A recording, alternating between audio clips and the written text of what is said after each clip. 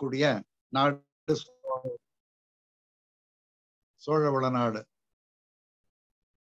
சோழவள நாடு சோற்றால், அதாவது இங்க உள்ள ஒரு ஆலயங்களை பற்றி எண்ணினாலே போதும், நமக்கு பிறப்பென்னும் பேதமை நீங்கிவிடும் என்கின்ற ஒன்றை சொல்லி, இந்த தேவூர் திருத்தலத்தை பற்றி சில செய்திகளை நாம் இன்றைக்கு சிந்திக்க இருக்கின்றோம். இந்த தேவூர் என்பது கீவளூருக்கும் திருத்துறைப்பூண்டிக்கும் இடையில் உள்ள ஒரு சாலையில அமைந்துள்ள ஒரு ஊர். இந்த சாலையோரத்தில் இருக்கக்கூடிய இந்த ஊர் அருகிலேயே கோயில் உள்ளது. உள்ளார செல்ல வேண்டிய தேவையில்லை. திருவாரூர் தொடங்கி வலிவலம் செல்லக்கூடிய நகர பேருந்து இந்த தேவூர் வழியாக செல்லும். தேவூரில் அக்ரஹார ஸ்டாப்பிங் என்று சொன்னால் அங்க நிறுத்தத்திலே நிறுத்தப்படும். அது அருகிலேயே கோயில். கோயிலுக்கு எதிரிலே நாம் இறங்கி விடலாம். திருவாரூர் நாகப்பட்டினம் சாலையிலே கீழ்வோளூர் என்கின்ற ஒரு ஊரிலிருந்து திருத்துறைப்பூண்டி சாலை வழியாக இந்த ஊருக்கு சென்றலாம். தேவூர் என்பது, தே என்றால் தேவர்கள், தேவர்கள் வழிபட்ட ஊர் என்பதனால் இது தேவூர் என்கின்ற பெயரினை பெற்றது. தேவர்கள் வழிபாடு ஆற்றக்கூடிய ஒரு இடமாக இருந்தது. தேவர்களே இங்கு வழிபடுகிறார்கள் என்றால் மாந்தர்கள் வழிபடக்கூடிய ஒரு நிலையை நாம் சொல்ல வேண்டிய அவசியமே இல்லை. அப்படிப்பட்ட ஒரு புனித புண்ணிய தலமாக இது விளங்குகின்றது. இங்கே எழுந்தருள் இருக்கக்கூடிய பெருமானுடைய பெயர்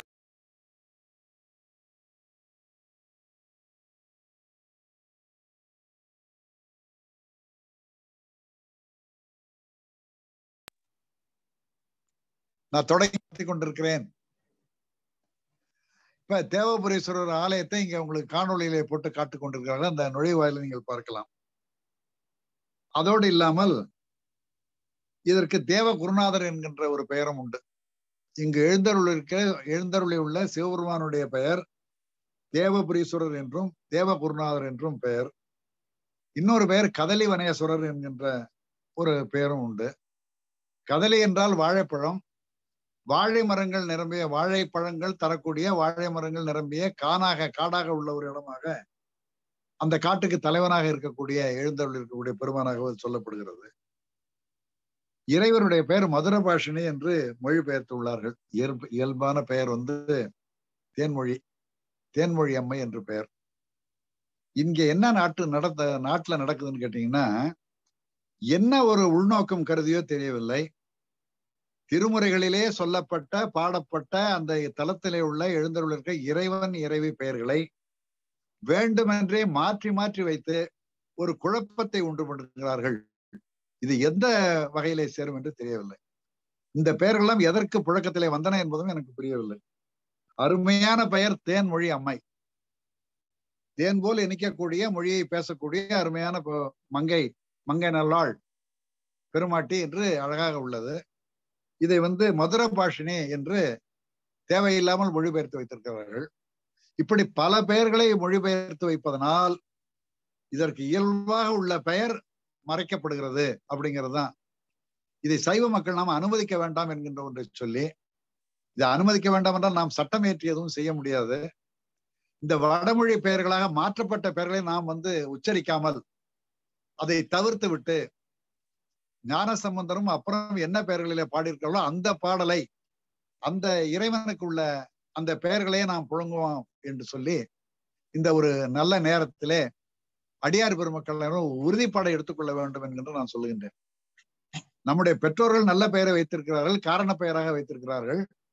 அதை எவனோ போறோம் வர மண்ணாங்கட்டி என்றும் கொட்டாவளி என்றும் வெவ்வேறு வகையில பொருள் வைத்தான் என்றால், பெயர் வைத்தான் என்றால், அதை ஏற்றுக்கொள்வது மிகவும் கடினமாக இருக்கிறது என்கின்ற என்னுடைய ஒரு ஆதங்கத்தை இங்கே பதிவிட்டு, எக்காலத்திலும் சைவ பெருமக்கள், அடியார் பெருமக்கள், நம்முடைய நால்வர் பெருமக்கள் குறிப்பிட்ட பெயரையே, சொல்லிய பெயரையே, இயல்பாக அந்த திருத்தலத்திற்கு எழுந்தருளியுள்ள இறைவன் பெயரையுமே நாம் பயன்படுத்த வேண்டும் என்கின்ற ஒரு வேண்டுகோளை, ஒரு விண்ணப்பத்தினை அடியார் பெருமக்களுக்கு முன் வைத்து விட்டு, அடுத்ததாக அந்த தலமரத்தை பற்றி ஒரு செய்தியை சொல்லலாம் என்று எண்ணுகின்றேன்.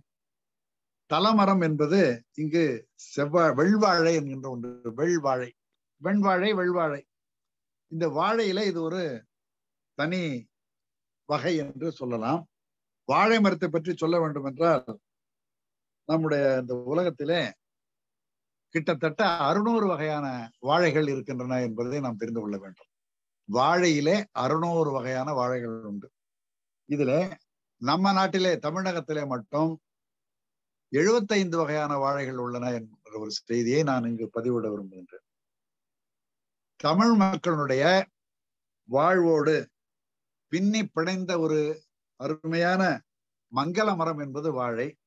இந்த வாழை மரம் இல்லாமல் எந்த ஒரு நல்ல காரியங்களும், கோயில் திருவிழாக்களும் நம்முடைய நாடு, நம்முடைய ஆலயங்களிலும் சரி, ஊரிலும் சரி, வீட்டிலும் சரி, இல்லத்திலும் இது கிடையாது. அதோடு இல்லாமல் இந்த மரத்தினுடைய அனைத்து பாகங்களும், அதாவது மொத்த மரமும் மனித குலத்திற்கு பயன்படக்கூடிய நிலையிலேயே இறைவன் படைத்திருக்கிறான் என்கின்றதை நாம் இங்கு சிந்திக்க வேண்டும். அதனால்தான் இந்த மரத்துக்கு கற்பக விருட்சம் என்கின்ற இன்னொரு பெயர் உண்டு. என்ன என்ன கிடைக்கும்? இலை பயன்படும், பூ பயன்படும், காய் பயன்படும், பழம் பயன்படும், மட்டை பயன்படும், அடியில் உள்ள வேரிலே சுரக்கக்கூடிய தண்ணீர், வயிற்று வலி, அந்த சிறுநீரகத்தில் ஏற்படைய கோளாறுகளை நீக்குவதற்கு பயன்படும். ஒரு முறை கொலை என்றால் அந்த மரத்தினுடைய ஆயுள் முடிந்து விட்டது. அதற்கு கீழே அடுத்தடுத்து கிளைகளாக அது நிறைய அந்த கன்றுகள் முளைக்கும்.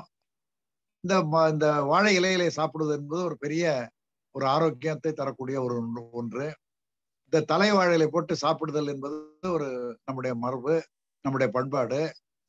படையலுக்கு தலையிலையை போட்டு அதன் மீதுதான் அனைத்து பழங்களையோ அரிசியோ அல்லது உணவையோ வைத்தல் நம்முடைய மரபு. ஆக அனைத்து மங்கள விழாக்களாகட்டும், திருவிழாக்களாகட்டும், ஏனைய பொது விழாக்களாகட்டும், வாழை மரத்தினை குலையோடு அரங்க முகப்பிலே இருவரும் கட்டி வைக்கக்கூடிய ஒன்று. அண்மையில தான் ஒரு செய்தி படித்தேன். ஒரு சுபகாரியம் நடக்க வேண்டும் என்றால் ஒரு வாழை கன்றை வைத்து விடுவார்களாம் பல நாட்களுக்கு முன்கூட்டியே. அது இயல்பாக வளர்ந்து அந்த பூ விடக்கூடிய ஒரு காலத்திலே நமக்கு அந்த நிகழ்ச்சிகள் நடக்கக்கூடிய அளவிலே அதை பதிய வைப்பார்கள். பொதுவாக வெட்டி வைப்பது என்பது அன்றைய மரபு அல்ல.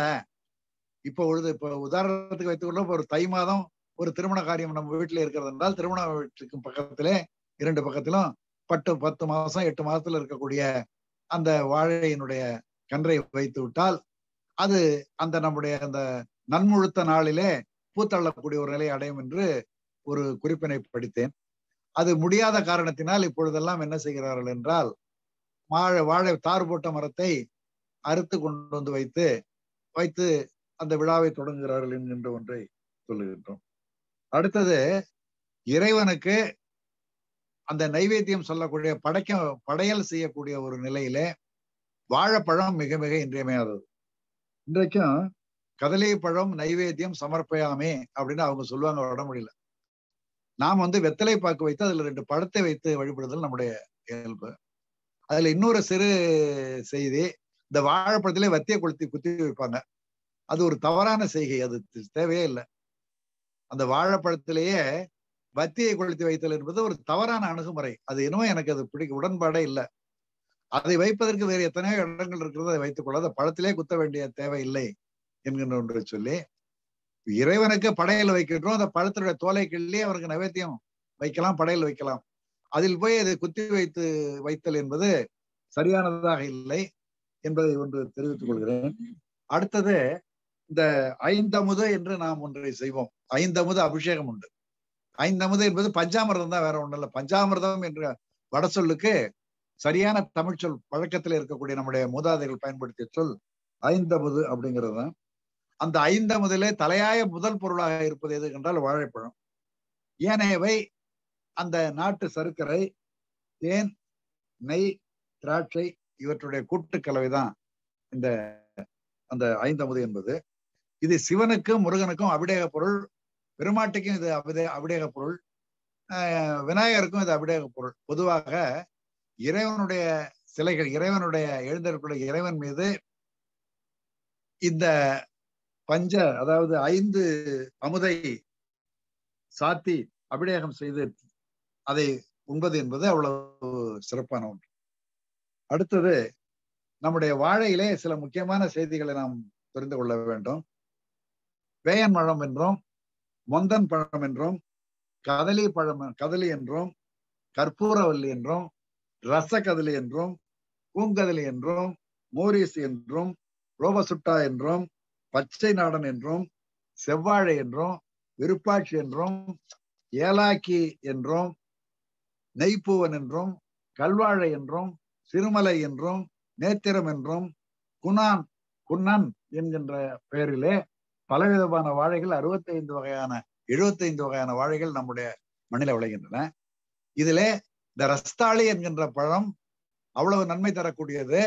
அதை அதை அந்த பழத்தை கண்களின் இமைகளின் மீது வைத்து துணியால் கட்டிவிட்டு இரவு உறங்கி விடிந்தெழுந்தால் கண்ணோய்கள் இல்லாமல் போய்விடும், உடல் குளிர்ச்சி அடையும் என்று வடலூர் வள்ளலார் அவர்கள் தன்னுடைய குறிப்பிலே பாடலிலே அதை குறிப்பிட்டிருக்கிறார். பொதுவாக வாழைப்பழம் என்பது நல்ல சத்துள்ள உணவு. இதை யாருக்கு சொல்கிறேன் என்றால், திருத்தலத்தினுடைய பெருமையை பேசக்கூடிய நிலையிலே வாழைப்பழத்தை பற்றி சொல்கிறேன் என்றால், அது தொடர்புடையதான். அந்த தலத்திலே உள்ள தலமரம் வெண்வாழை.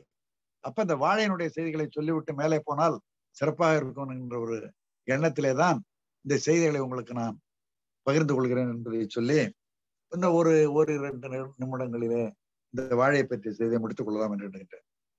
பொதுவாக வாழைப்பழத்தை சொல்லும் போது, வாழைப்பழம் வேண்டாங்காத குரங்கு உண்டா, வாழைப்பழம் வேணாங்கிற குரங்கு உண்டா என்று சொல்வார்கள். ஏனென்றால் குழந்தை முதல் பெரியவர் வரை வாழை மரம் அவ்வளவு நல்ல ஒன்று. இதை விரும்பாதவர் யாருமே இருக்க மாட்டார்கள். இது நல்ல சத்தான உணவு. இதுல சமதாதுக்கள் அடங்கியுள்ள ஒரு பழம் இது. இதுல புரோட்டீன் நிறைய உண்டு, vitamin A, B, C, D இவைகளும் உண்டு, தாது உப்புகள் மினரல்ஸ் உண்டு, சுண்ணாம்பு சத்து என்று சொல்லக்கூடிய கால்சியம் உண்டு. அடுத்தது மக்னீசியம், பாஸ்பரஸ், கந்தகம், இரும்பு, தாமிரம் ஆகிய சத்துக்களும் இதில் நிறைய உள்ளன. 20 கிராம் திராட்சை பழத்தையும், ஒரு 4 பேரிச்சம்பழத்தையும், 2 ஆரஞ்சு பழத்தையும் உண்டால் என்ன ஆற்றல் கிடைக்கிறதோ அந்த ஆற்றல் இந்த பழத்துக்கு, நேந்திரம் பழத்துக்கு உண்டு என்று சொல்வார்கள். இது அறிவியல் சொல்லக்கூடிய செய்தி. செவ்வாழை மனித உடலில் உள்ள உயிரணுக்களை அதிகப்படியாக உற்பத்தி செய்யக்கூடிய ஆற்றல் உள்ளது. கல்லீரலுக்கும் சிறுநீரகத்துக்கும் மிகுந்த பாதுகாப்பை அளிக்கக்கூடியதாக இந்த பழங்கள் விளங்குகிறது. மொந்த வாழை என்று, மொந்தன் பழம் என்று சொல்வார்களே, அது உடலில் தோன்றுகின்ற வறட்சியை எல்லாம் அகற்றி விடும். பேயன் குடலிலே உள்ள நஞ்சினை நீக்கிவிடும், குளிர்ச்சியை தரும். மலைப்பழம், மலைவாழை என்று சொல்வார்கள், சிறுமலை வாழை என்று சொல்வார்கள். இது மலச்சிக்கலை நீக்கக்கூடிய தன்மை உடையது. மஞ்சள் வாழை என்று சொல்வது பூவன் பழத்தை சொல்வார்கள். இது ஒரு அருமையான மலமிளக்கி, நார்ச்சத்து நிறைய உள்ளது. அதனால இது குடல் புண்கள், வயிற்று புண்களை ஆற்றக்கூடிய வல்லமை பொருந்தியது இந்த பழம். அடுத்தது ரசகதலி என்று சொல்வார்கள், அதை ரஸ்தாளி, அதான் முன்னாடி சொன்னேன். அது உடலுக்கு குளிர்ச்சியை தரக்கூடியது, கண்களுக்கு நல்ல ஒளியை தரக்கூடியது, ஆற்றலை தரக்கூடியது. பொதுவாக உடலுக்கு ஒரு நல்ல ஆரோக்கியத்தை தரக்கூடிய அது பழம். கற்பூரவல்லியும் கண்ணுக்கு நலம் அளிக்கக்கூடிய ஒரு பழம். பச்சை வாழை குளிர்ச்சியையும் புத்துணர்ச்சியும் தர வல்லது. சிலருக்கு அசிடிட்டி என்று சொல்லக்கூடிய ஒரு நிலையை அது ஏற்படுத்தும். இந்த பெக்டின் என்று சொல்லக்கூடிய ஒன்று வாழைப்பழ அந்த தோல் கால்நடைகளுக்கு மிகுந்த ஒரு நல்ல பயனளிக்கக்கூடிய ஒரு உணவாகும். அடுத்ததாக சொல்கின்ற பொழுது, மொந்தம்பழத்தை விளக்கெண்ணெயில போட்டு அதை உண்பது உடம்புல அவ்வளவு குளிர்ச்சியை ஏற்படுத்தும். அந்த நாளிலே அம்மை வார்த்தவர்களுக்கு முந்தன் பழத்தை கொடுப்பது ஒரு மரபு. திருமால் விரும்பக்கூடிய பழமாக இந்த மொந்தம்பழம் உள்ளது என்பதை உங்களுக்கு இங்கு பதிவு செய்ய விரும்புகிறேன். பூவன் பழம் பிரம்மாவுக்கு விரும்பக்கூடிய பழமாக, நான்முகனுக்கு விரும்பிய பழமாக சொல்லப்படுகிறது. பேயன், நம்ம சிவபெருமானுக்கு பேயம்பழம் விருப்பம் என்று செய்தி உண்டு.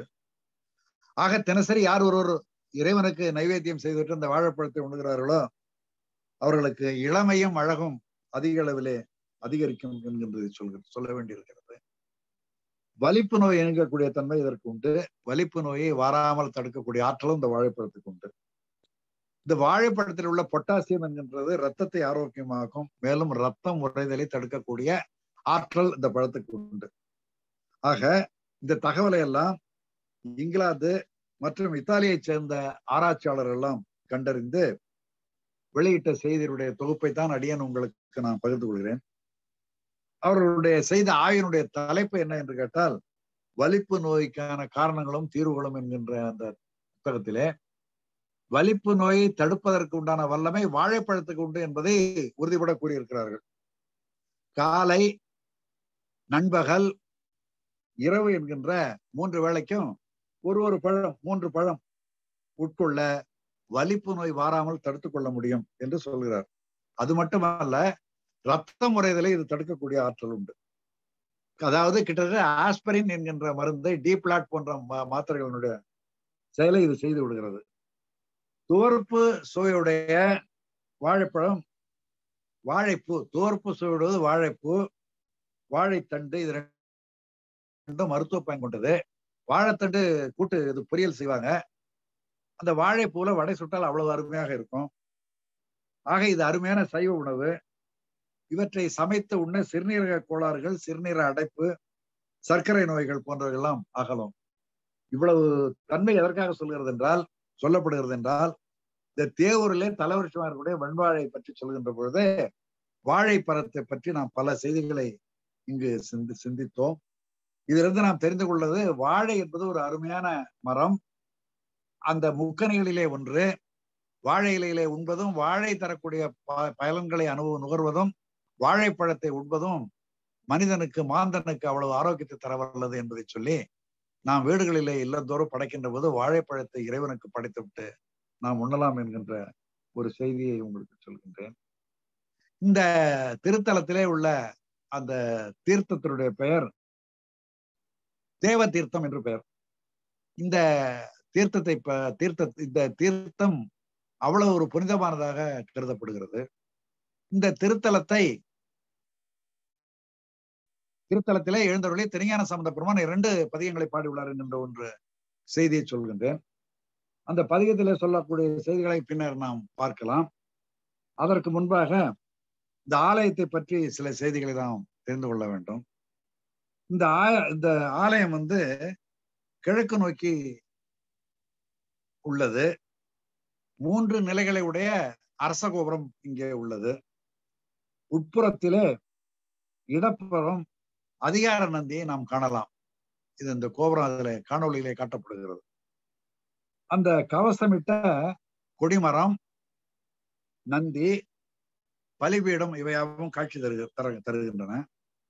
கீழே உள்ள சுவற்றிலே, உள் சுவற்றிலே 63 சிலைகளும், வலம்புரி விநாயகர், சுப்பிரமணியர், முருகர், அகல்ய வழிபட்ட லிங்கம், இலக்குமி, எதிரிலே கட்டுமலை மேல் கௌதமர் வழிபட்ட லிங்கம், 9 கிரகங்கள், நவக்கிரகங்கள் முதலியவை உள்ள சன்னதிகள் அங்கே உள்ளன. நடராச பெருமானுக்காக தனிச்சன்னதி அழகாக உள்ளது. இந்த கட்டுமலை என்று சொல்லக்கூடிய அந்த கட்டுமலை, அதாவது இயற்கையாக கட்டப்பட்ட ஒரு நிலை. அதனுடைய அடிவாரத்திலே இந்திரன், முருகன், கணபதி சன்னதிகள் பக்கத்துக்கு பக்கத்திலே பக்கமாக உள்ளன என்கின்ற ஒரு தகவலை இங்கு சொல்லிக்கொள்ள விரும்புகின்றேன். அந்த நம்ம வலம் வரக்கூடிய நிலையை முடித்துவிட்டு படிகள் மீது ஏறி கட்டுமலை என்கின்ற அந்த உயர்ந்த இடத்துக்கு சென்றால் அங்கே சோமாஸ்கந்தரை நாம் தரிசிக்கலாம். வலப்பக்கம் திரும்பி அந்த வாயிலை கடந்தால் மூலவர் காட்சி தருகின்றார். பீடம் சதுரமான பீடமாக உள்ளது. ஆவுடையாருடைய அளவை விட அந்த பானம் சற்று சிறிதாக உள்ளது. இதை பார்ப்பதற்கு கண்கொள்ளா காட்சியாக இருக்கும். சுவாமியினுடைய சன்னதிக்கும் பக்கத்திலே உள்ள அம்பாள் சன்னதிக்கும் தனித்தனி கோயிலாக உள்ளது.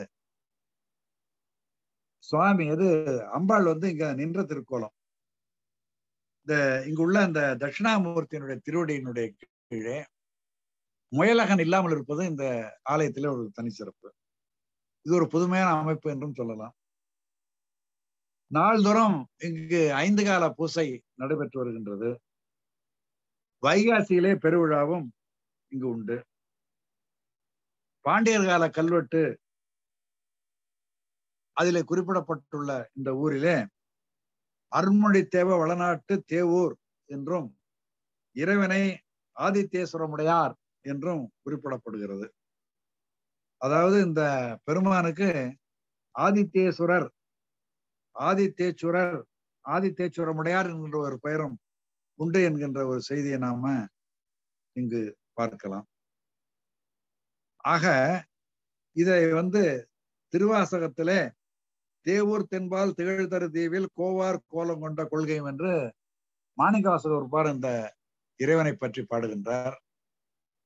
அடுத்ததாக சொல்கின்ற பொழுது இங்கே பாவூரில், அதாவது நீளுவகை பாவூர் இசையில் பயன் சுவையில் பாங்குடைய தேவூர் வளர் தேவதேவனே என்கின்ற அருட்பாவிலே வள்ளல் பெருமான் பாடியிருக்கின்றார். அது மட்டுமல்லாமல் அம்பாள் சன்னதியிலே காணப்படக்கூடிய ஒரு பாடலை இங்கு நாம் குறிப்பிட வேண்டும். தீமருவு செங்கையான் திருத்தேவூர் வாழ் நாதன் தேவபுரீஸ்வரரை வளரும் காமொரு கதலியின்பால் கருந்தர் தமை கௌதமரும் குபேரனோடு இந்திரனும் தானும் நாமருவும் குருவுடனே சூரியனும் போற்றி செய்ய சம்பந்தர் பதிகமோத மதுரபாஷினி மலர்கழலை மறுமையோடு இம்மைக்கும் மறவேன் நானே என்று மூணாவண்ண அருணாசல முதலியார் என்பவர் இந்த இடத்திலே அம்மைக்கு அருகிலே உள்ள ஒரு பாடல் இங்கு காணப்படுகிறது. அந்த அம்பாள் சன்னதியிலே காணப்படக்கூடிய ஒரு அரிய பாடல் இது என்பதை சொல்லி, அடுத்ததாக இந்த ஞானசம்பந்த பெருமான் பாடிய இந்த பாடலை நாம் ஒரு விளக்க, அதாவது ஒரு சில செய்திகளை நாம் இங்கு கண்டால் இந்த ஆலயத்துக்கு வந்த ஒரு நிறைவு நமக்கு ஏற்படும் என்கின்ற ஒன்றை சொல்லி, அந்த பாடலிலே திருத்தவூரிலே காந்தார பண்ணிலே அமைந்த அந்த பாடலை பற்றி நாம் ஒரு சில செய்திகளை இங்கு காணலாம். பண்ணிலாவிய மொழி உமை பங்கன் எம் பெருமான் விண்ணில் வானவர்கோன் விமலன் விடையூர்தி தென்னிலாமதி தவள் மாளிகை தேவோ அண்ணல் சேவடி அடைந்தனம் அல்லம் ஒன்றிலமே.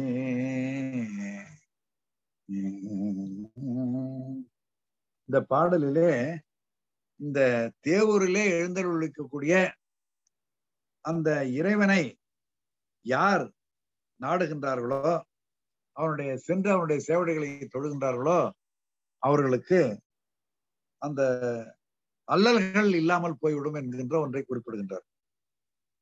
இனிய மொழியை பேசக்கூடிய உமையம்மை, அவளை தன்னுடைய உடலிலே பாதியாக வைத்திருக்கிறான் பெருமான். அவன் நமக்கு தலைவனாக இருக்கின்றான். விண்ணுலகத்திலே வாழக்கூடிய வானவர்களும் இந்திரனும் இந்திரன் அல்ல, அதாவது இந்திரனுக்கும் தலைவனாக இருக்கக்கூடிய விண்ணவர்களும், விண்ணவர்களுக்கு தலைவனான இந்திரனும், இந்திரனுக்கும் தலைவனாக இருக்கக்கூடிய சிவபெருமான், அவன் குற்றமில்லாதவன், விமலன், அவன் விடையை ஊர்தியாக கொண்டவன். அப்படிப்பட்ட பெருமான் தெளிந்த நில ஒளியை தழக்கூடிய, மதி தவழக்கூடிய, மாளிகைகள் நிரம்பிய அந்த தேவூரிலே விளங்கக்கூடிய அந்த திருக்கோயிலே எழுந்தருளி இருக்கின்றான். அப்படிப்பட்ட அண்ணனுடைய சேவடிகளை நாம் இன்று அடைந்துள்ளோம். நாம் இன்று அவனை சிந்தித்துக் கொண்டிருக்கின்றோம். படங்களிலே அவனுடைய அந்த திருவடிகளை நாம் பார்க்கின்றோம். ஆதலால் அவனுடைய சேவடிகளை நாம் அடைந்துள்ளமையினால் நாம் அல்லல்கள் இல்லாமல் போய்விட்டோம், நமக்கு அல்லல்கள் இல்லாமல் போய்விட்டன என்கின்ற ஒன்றை சொல்கின்றார். இதுல இந்த பண்ணிலாவிய மொழிவுமை பங்கன் என்றதுல இந்த தலத்திலே தேவிக்கு வழங்கிய திருப்பெயர் குறிப்பிடப்பட்டுள்ளது. அப்ப விண்ணில் வானவர் என்பது தேவகணம் எல்லாவற்றையும் குறித்தது. கோன் என்பவன் இங்கே சிவபெருமானை குறிக்கின்றார். அப்படிப்பட்ட இந்த பெருமானை வணங்கி விட்டோம், அடைந்து விட்டோம், நமக்கு அல்லல்கள் இல்லை என்கின்ற ஒன்றை சொல்கின்றார்.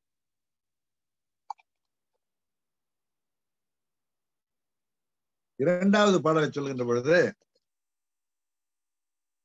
ஓதி மண்டலத்தோர் முழுதுய்ய வெற்பேறு சோதிவானவன்றுறுதி செய்ய மகிழ்ந்தவன்றூர் நீர் தீதில் பங்கைய தெரிவையர் முகமலர் தேவூர் ஆதிசேவடி அடைந்தன அல்லல் ஒன்றிலமே.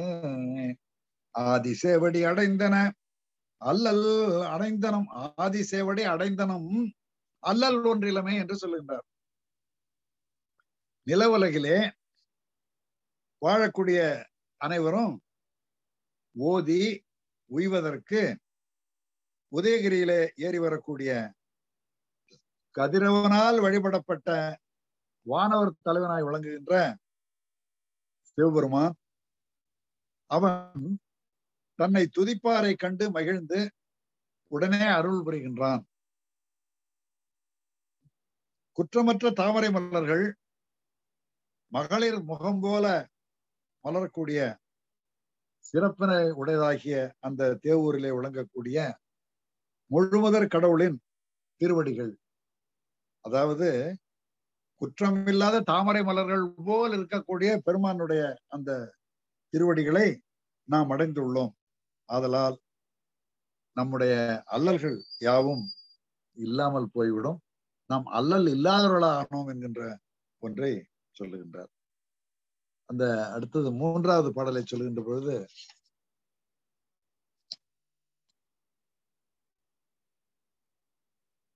மறைகளான் மிக வழிபடு மாணியை கொள்வான் கருவு கொண்டவக்காலனை காய்ந்த வெங்கடவுள் செருவில் வாழைகள் சேலவை பொறுவையற்றே ஊர் அரவன் சேவடி அடைந்தன அல்லல் அடைந்தனம் அல்லல் ஒன்றிலமே அல்லல் ஒன்று இளமே. மறைகள் விதித்த விதிப்படி, மறைகள் சொல்லியபடி வழிபாடுகளை இயற்றியவர் யார் என்றால் மார்க்கண்டேயர். 16 வயது மார்க்கண்டேயரை, அவருடைய உயிரை கவர காலன் வருகின்றான். காலன் வருகின்ற பொழுது மார்க்கண்டேயர் பெருமானுடைய திருவிடலை கட்டி பிடித்துக் கொள்கிறார். அப்படி வந்த காலனை காலால் உதைத்து ஏமனை அழித்து மார்க்கண்டேயரை காத்த கடவுள் அவர். சேற்றிலே வாழக்கூடிய வாழை மீன்களும் சேல்களும் சண்டை இடுகின்ற வயல்களை உடைய தேவூர். தேவூருடைய இயற்கை வளத்தை பற்றி கூறுகின்ற பொழுது, அந்த சேற்றிலே வாழக்கூடிய வாழை மீன்களும் சேல் மீன்களும் சண்டை இடக்கூடிய அளவுக்கு வளமாக அந்த ஊர் இருக்கிறது. அந்த ஊரிலே அரவனாகிய, அரவன்னா அறத்தையே தன்னுடைய அறமே வடிவாக கொண்ட பெருமான் சிவபெருமான் திருவுடைகளை நாம் அடைந்து விட்டோம். ஆதலால் நாம் அல்லல்கள் சிறிதும் இல்லாதவராக விளங்குகின்றோம் என்கின்றதை சொல்லுகின்றார். அடுத்த பாடலை சொல்லுகின்ற பொழுது, முத்தன் சில்வலி கூர்தொரு முறை முறை திரியும் பித்தன் செஞ்சடை பிஞகன் தன்னடியார்கள் சித்தன் மாளிகை செழுமதி தவழ் பொழிற்றே ஊர் அத்தன் சேவடி அடைந்தனம் அல்லல் ஒன்றிலமே அல்லல் ஒன்றிலமே. பாசங்கள் அறவே இல்லாதவன் பெருமான். பாசங்களில் இருந்து அவன் முழுக்க முழுக்க தன்னை விடுபட்டவன். சிலவாக இடுகின்ற உணவுக்கு, கொஞ்சமாக கிடைக்கக்கூடிய உணவுக்கு ஊர்கள் தோறும் முறையாக சென்று பலியேற்கக்கூடிய பித்தனாக அவன் விளங்குகின்றான். சிவந்த சடையை கொண்டவனாக இருக்கின்றான். அவன் பிறப்பிலே பிஞகன். தன் அடியவர்களுடைய சித்தத்திலே எப்பொழுதும் எழுந்தவள் இருக்கின்றான். அப்படிப்பட்ட பெருமான் மாளிகைகளும் அந்த விண்ணிலே மதித்தவழக்கூடியதுமான ஊர், அங்கே பொழில்கள் நிரம்பி உள்ளன. இப்படிப்பட்ட சிறந்த அந்த ஊராகிய தேவூரிலே பெருமான் எழுந்தருள் இருக்கின்றான். அவனுடைய திருவடிகளை நாம் அடைந்துள்ளோம். ஆதலால் நமக்கு அல்லல்கள் எதுவும் இல்லாமல் போய்விட்டன. நாம் அல்லல் இல்லாமல் இருக்கின்றோம் என்கின்றதை சொல்லுகின்றார்.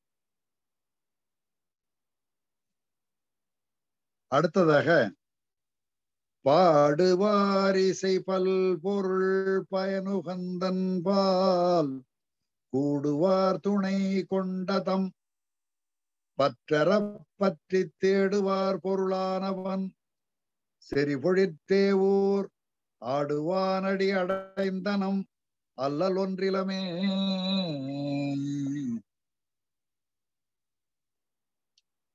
இசை பாடக்கூடிய இசைவாணர்கள்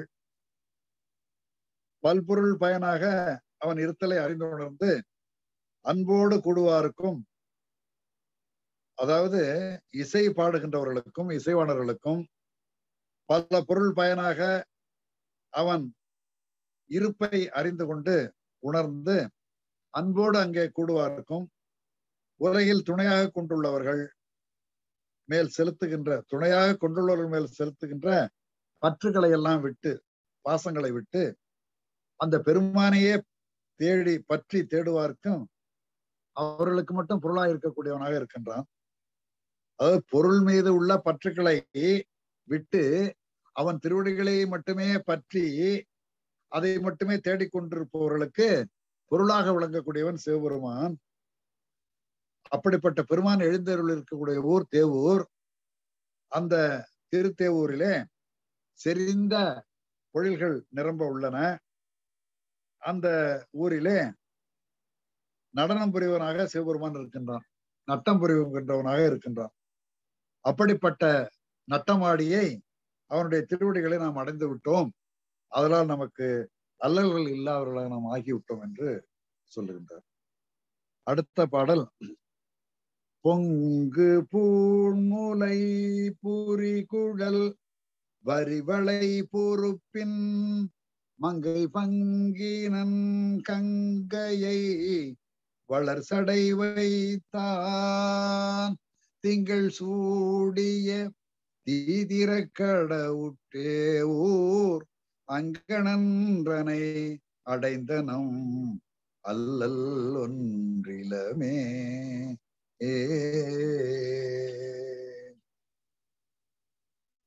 கிளர்ந்து எழுந்த அணிகலன்களை பூண்டுள்ள தனங்களை மார்பகங்களையும் செறிந்த கூந்தலையும் வரி வளைகளையும் கையிலே வளையல்களையும் கொண்டுள்ள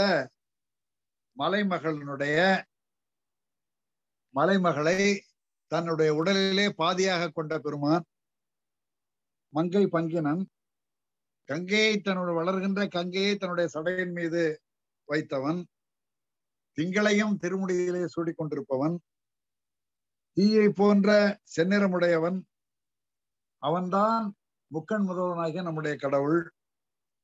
அப்படிப்பட்ட இறைவன் அழகிய தேவூரிலே எழுந்தருளி இருக்கின்றான்.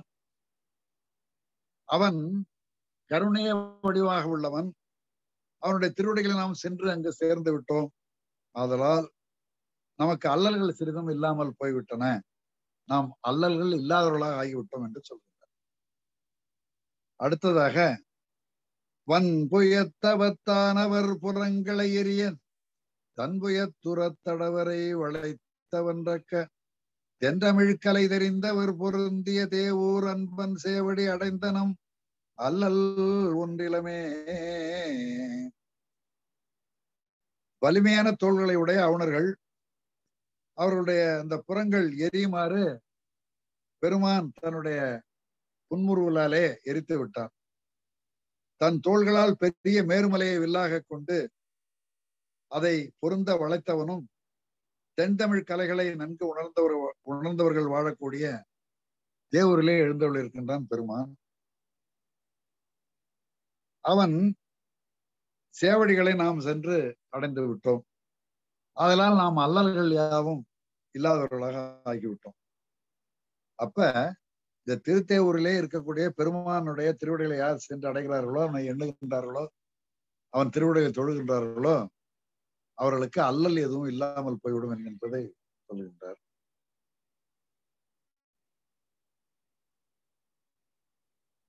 தருவுயர்ந்த வெற்பெடுத்தவர் தசமுக நெறிந்து ஒருவ ஊன்றிய திருவிர நெகிழ்ந்து வாழ்வணித்தான் தெருவுருதோறும் அற்றென்றல் வந்துலவிய தேவூர் அரவு சூடியை அடைந்தனம் அல்லல் ஒன்றிலமே.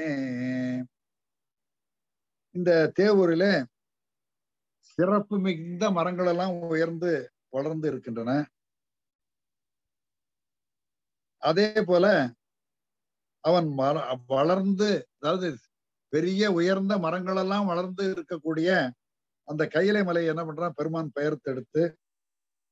யாரு பெயர்த்தெடுத்தது? 10 தலைகளை உடைய ராவணன். அதாவது அந்த மலையை வலம் சென்று வழியை கடக்க முடியாமல் தச்சிருக்கால் மலையே பெயர்த்து அடுத்து பக்கத்திலே வைக்க எண்ணுகின்றான். அப்படி உயர்ந்த மலைகள் விளங்கக்கூடிய அந்த கையிலை மலையை பெயர்த்தான் ராவணன். அப்பொழுது அந்த மலை அசைவதை கண்டு அம்மை அலற பெருமான் வந்து தன்னுடைய பெருவிரலால் அந்த மலையை கீழே அழுத்த அந்த மலையின் கீழ் சிக்குண்ட ராவணன் என்ன பண்றான், தவிக்கின்றான் வலியால. அப்ப அந்த வழியாக வந்த வாகீச முனிவர் வாயுள்ள பிள்ளை பிழைக்கும் என்று சொல்கின்ற பொழுது அந்த செய்திகளின்படி தலை ஒன்றை எடுத்து கரம் ஒன்றை எடுத்து நரம்பை மூட்டி ஒரு யாழ் போல் ஒரு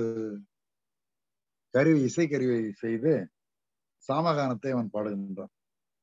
அப்படி பாடிய அந்த பாடலை கேட்டு நெகிழ்ந்து போன பெருமான் அவனுக்கு வாழ்நாளையும், நீண்ட வாழ்நாளையும், ஒரு வாளையும் பரிசாக வழங்குகின்றான். அப்படிப்பட்ட அந்த பெருமான் எங்கே எழுந்தருளிருக்கின்றான்? தேவூரிலே எழுந்தருளிருக்கின்றான். அந்த தேவூர் எப்படிப்பட்ட ஊர்? தெருக்கள் தோறும் நல்ல தென்றலானது வந்து உலவக்கூடிய ஊர் அது. அந்த தேவூரில பாம்பணிந்த பெருமானாக விளங்குகின்றான் சிவபெருமான். அவனுடைய திருவடிகளை சரணாக அடைந்தோம் நாம் எல்லாம். ஆதலால் அல்லல்கள் இல்லாதவர்களாக நாம் ஆகிவிட்டோம். அடுத்த பாடல், முந்தி கண்ணனு நான் முகனும் அவர் காணா எந்தை திண்டிலர இருங்களி உரித்த இருங்களிர் உரித்த வெம்பெருமான் செந்தினத்திசையறு பதமுற முற்றேவூர் முரரித்தேவூர் அந்தி வண்ணனை அடைந்தனம் அல்லல் ஒன்றிலமே. திருமாலும் அந்த நான்முகனும் சண்டையிட்டு யார் பெரியவர் என்கின்ற ஒரு நிலையிலே அடிமுடியை யார் காடுகின்றார்களோ அவர்களே பெரியவர் என்று பெருமான் சொல்லி விண்ணுக்கும் மண்ணுக்கும் அடல் உருவாக அவன் காட்சி தருகிறான். அப்ப மாலும் அயனும் அடிமுடி தேடுகின்ற பொழுது இருவராலும் காண முடியவில்லை. அப்படி காண, அதாவது மாலும் அயனாலும் காண முடியாத ஒரு பெருந்தகை பெருமான். அவன் திண்ணிய வலிமை பொருந்திய யானையினுடைய தோலை உரித்தவன். செந்து என்கின்ற இசை வகையை இசைத்து வண்டுகள் முரலும் அந்த தேவூரிலே அவன் எழுந்தருளி உள்ளான். அவன் அந்தி வண்ண மேனியனாக காணப்படுகின்றான். அத்தகைய பெருமானுடைய திருவடிகளை நாம் சரணடைந்தோம். ஆதலால் நமக்கு அல்லல் இல்லாதவர்களாக ஆனோம். இந்த இடத்திலே அடுத்தது 10வது பாடலை சொல்லுகின்ற பொழுது, பாரு புத்தருந்தவமணி சமணரும் பல நாள் கூறி வைத்ததோர் குறியினை பிழை எனக் கொண்டு தேரிமிக்க நஞ்செஞ்சடை கடவுடன்றே ஊர் ஆறு சூடியை அடைந்தனம் அல்லல் ஒன்றிலமே. அதாவது அங்கெங்கே ஓடி திரியக்கூடிய புத்தர்களும் தவத்தை மேற்கொண்ட அந்த சமணரும் பல நாட்களாக கூறி வரக்கூடிய அந்த இலக்கு, அவர் சொல்லக்கூடிய கொள்கைகள் எல்லாம் பிழையானது என்பதை தெளிவுற்று எங்கும் மிகுந்து தோன்றுகின்ற நம்முடைய செஞ்சடை கடவுள் எங்க இருந்தவர்களுக்கு தேவூர்ல எழுந்திருக்கின்றார். என்ன சொல்லுகின்றார்? ஏனைய சமயங்கள் பௌத்தம் சமணம் போன்ற சமயங்கள் எல்லாம் சொல்லக்கூடிய செய்திகள் எல்லாம் எல்லாமே முரணானவை, சரியில்லாதவை, தவறானவை. அப்ப அவைகளெல்லாம் பொய் என்று சொல்லி ஒதுக்கி சிவனையே தெய்வமாக கொண்டு சைவத்தையே கொள்கையாக கொண்டு வாழக்கூடிய மக்களாகிய நாமெல்லாம் அந்த செஞ்சடை கடவுள் எழுந்தவர்களுக்கு தேவூருக்கு செல்கின்றோம். அந்த தேவூரை அடைகின்றோம். அங்கே கங்கையை சூடி உள்ள அந்த சிவபுரானை சரணடைகின்றோம். அப்படி சரணடைந்த நிலையிலே நாம் அல்லல் இல்லாதவர்களாக ஆகிவிட்டோம் என்று இங்கே சொல்லுகின்றார். அல்லலின்றி விண்ணாழ்வார்கள் காழியர்கதிபன் நல்ல செந்தமிழ் வல்லவன் ஞான சம்பந்தன் எல்லையில் புகழ் மல்கிய எழில் வளர் தேவூர் தொல்லை நம்பனை சொல்லியம் பத்தும் வல்லாரே. காழியிலே சீர்காழியிலே வாழக்கூடிய மக்களுக்கெல்லாம் தலைவனாக இருக்கக்கூடிய ஞான சம்பந்த பெருமான், அவன் சிறந்த செந்தமிழ் வல்ல நாவினை உடையவன்,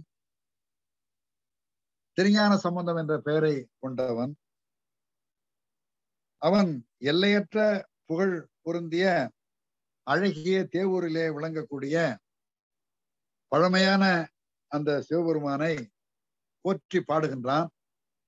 அந்த போற்றி பாடிய அந்த பதிகத்திலே உள்ள அந்த 10 பாடல்களையும் யார் ஒருவர் விரும்பி ஓதுகின்றார்களோ பாடுகின்றார்களோ அவர்கள் துன்பங்கள் இன்றி விண்ணுலகத்தை ஆழ்வார்கள் என்று சொல்லுகின்றார் திருக்கடைக்காப்பிலே. அல்லல் இன்றி விண்ணாழ்வார்கள் வல்லார் இந்த பாடலை படிக்கின்றவர்கள். இந்த பாடலை நாம் எல்லாம் பயின்று விட்டோம், இதனுடைய பொருளை உணர்ந்து விட்டோம், அந்த தேவூரிலே இறைவனுடைய கோயிலை கண்டு விட்டோம், அந்த பெருமானுடைய திருவடியை நாம் நெஞ்சிலே பதித்து வைத்து விட்டோம். நமக்கு அல்லல் என்று இல்லை, அல்லல் என்கின்ற ஒன்று இல்லவே இல்லை. நாம் எல்லாம் நிச்சயமாக என்ன செய்வோம் என்று கேட்டால் துன்பங்கள் இன்றி விண்ணுலகத்தை ஆளக்கூடிய ஒரு பேரினை பெறுவோம் என்கின்ற ஒன்றை இங்கே சொல்லுகின்றோம். இதிலே இந்த நம்முடைய அந்த 4 பெருமக்கள் மற்றும் ஏனைய எல்லோருமே பெருமானை பற்றி பாடுகின்ற பொழுது 3 சொல்லுகின்றார். பெருமானுடைய திருமேனி எழில், அவனுடைய அருட்குணங்கள், அவன் செய்த ஆற்றிய வீரதீர செயல்கள் என்கின்ற இந்த 3ஐ மட்டுமே வைத்து இந்த பாடல்கள் எல்லாம் பாடப்பட்டிருக்கக்கூடிய ஒரு நிலையை காணுகின்றோம். பெருமானை அருவமாகவும் அருவுருவமாகவும் உருவமாகவும் இருக்கக்கூடிய பெருமான், அவன் எண்ணியாருக்கு எண்ணியாங்கு தன்னுடைய வடிவத்தை காட்டுகின்ற போது அவன் எப்படி இருக்கிறான் என்றால், அவனுடைய வடிவம் எப்படி இருக்கிறது? நெற்றியிலே கண்ணுடையவனாக இருக்கின்றான், தலையிலே பெரிய சுடியவனாக இருக்கின்றான், கங்கையை சுடியவனாக இருக்கின்றான், தழல் மேனி கொண்டவனாக இருக்கின்றான், அருள் திருமேனியை கொண்டவனாக இருக்கின்றான் என்றெல்லாம் சொல்லுகின்றார். யானையை உரித்தது, காலனை காலால் உதைத்து மார்க்கண்டேயனை காத்தது, அந்த ராவணனை அடர்ந்து அவன் இசைக்கு இறங்கி அவனுக்கு வாழும் வாழ்நாளும் கொடுத்தது, அந்த அந்த முப்புறங்களை எரித்தது என்று அவனுடைய வல்லமைகளை எல்லாம் சொல்லி, அவனுடைய அருட்குணங்களை சொல்லி, அவன் மாதொரு பாகனாக விளங்குவதை சொல்லி, அவனது திருவடியை யார் அடைகின்றார்களோ அவர்களெல்லாம் அல்லல் இல்லாதவர்களாகவும் அந்த விண்ணுலகை ஆளக்கூடியவர்களாகவும் சிவபெருமானுடைய அந்த திருவடியை சேர்வர்களாகவும் இருக்கின்றார்கள் என்கின்றதை இந்த பாடல் மூலம் சொல்லியிருக்கின்றார். இன்னும் ஒரே ஒரு பதிகம் மட்டும் இருக்கின்றது, அதையும் நாம் வெகு விரைவாகவும் சுருக்கமாகவும் கண்டுவிட்டால் நமக்கு நேரம் இருக்கு. இன்னைக்கு நமக்கு நேரம் இருக்கு, 8 மணி வரை நம்ம உபயோகப்படுத்தலாம் இந்த தளத்தை. அப்ப நான் தொடரலாங்களா? தொடருங்க, தொடருங்க. நல்லதுங்க, நல்லதுங்க, நல்லது, நன்றி.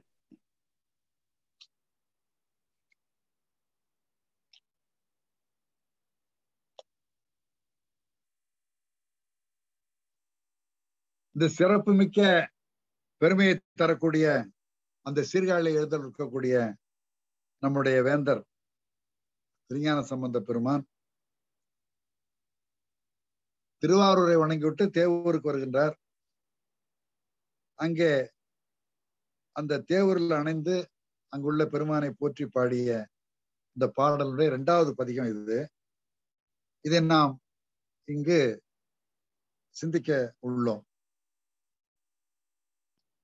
காடு பயில் வீடு முடையோடு கலன்மூடு முடையாடை புலிதோல் தேடு பலியூன துடை வேட மிகு வேதியர் திருந்து பதிதான் நாடகமதாட மஞ்சை பாட வரி கோடல் கை மறிப்ப நலமார் சேடு மிகு பேடை என மூடி மகிழ் மாடமிடை தேவூரதுவே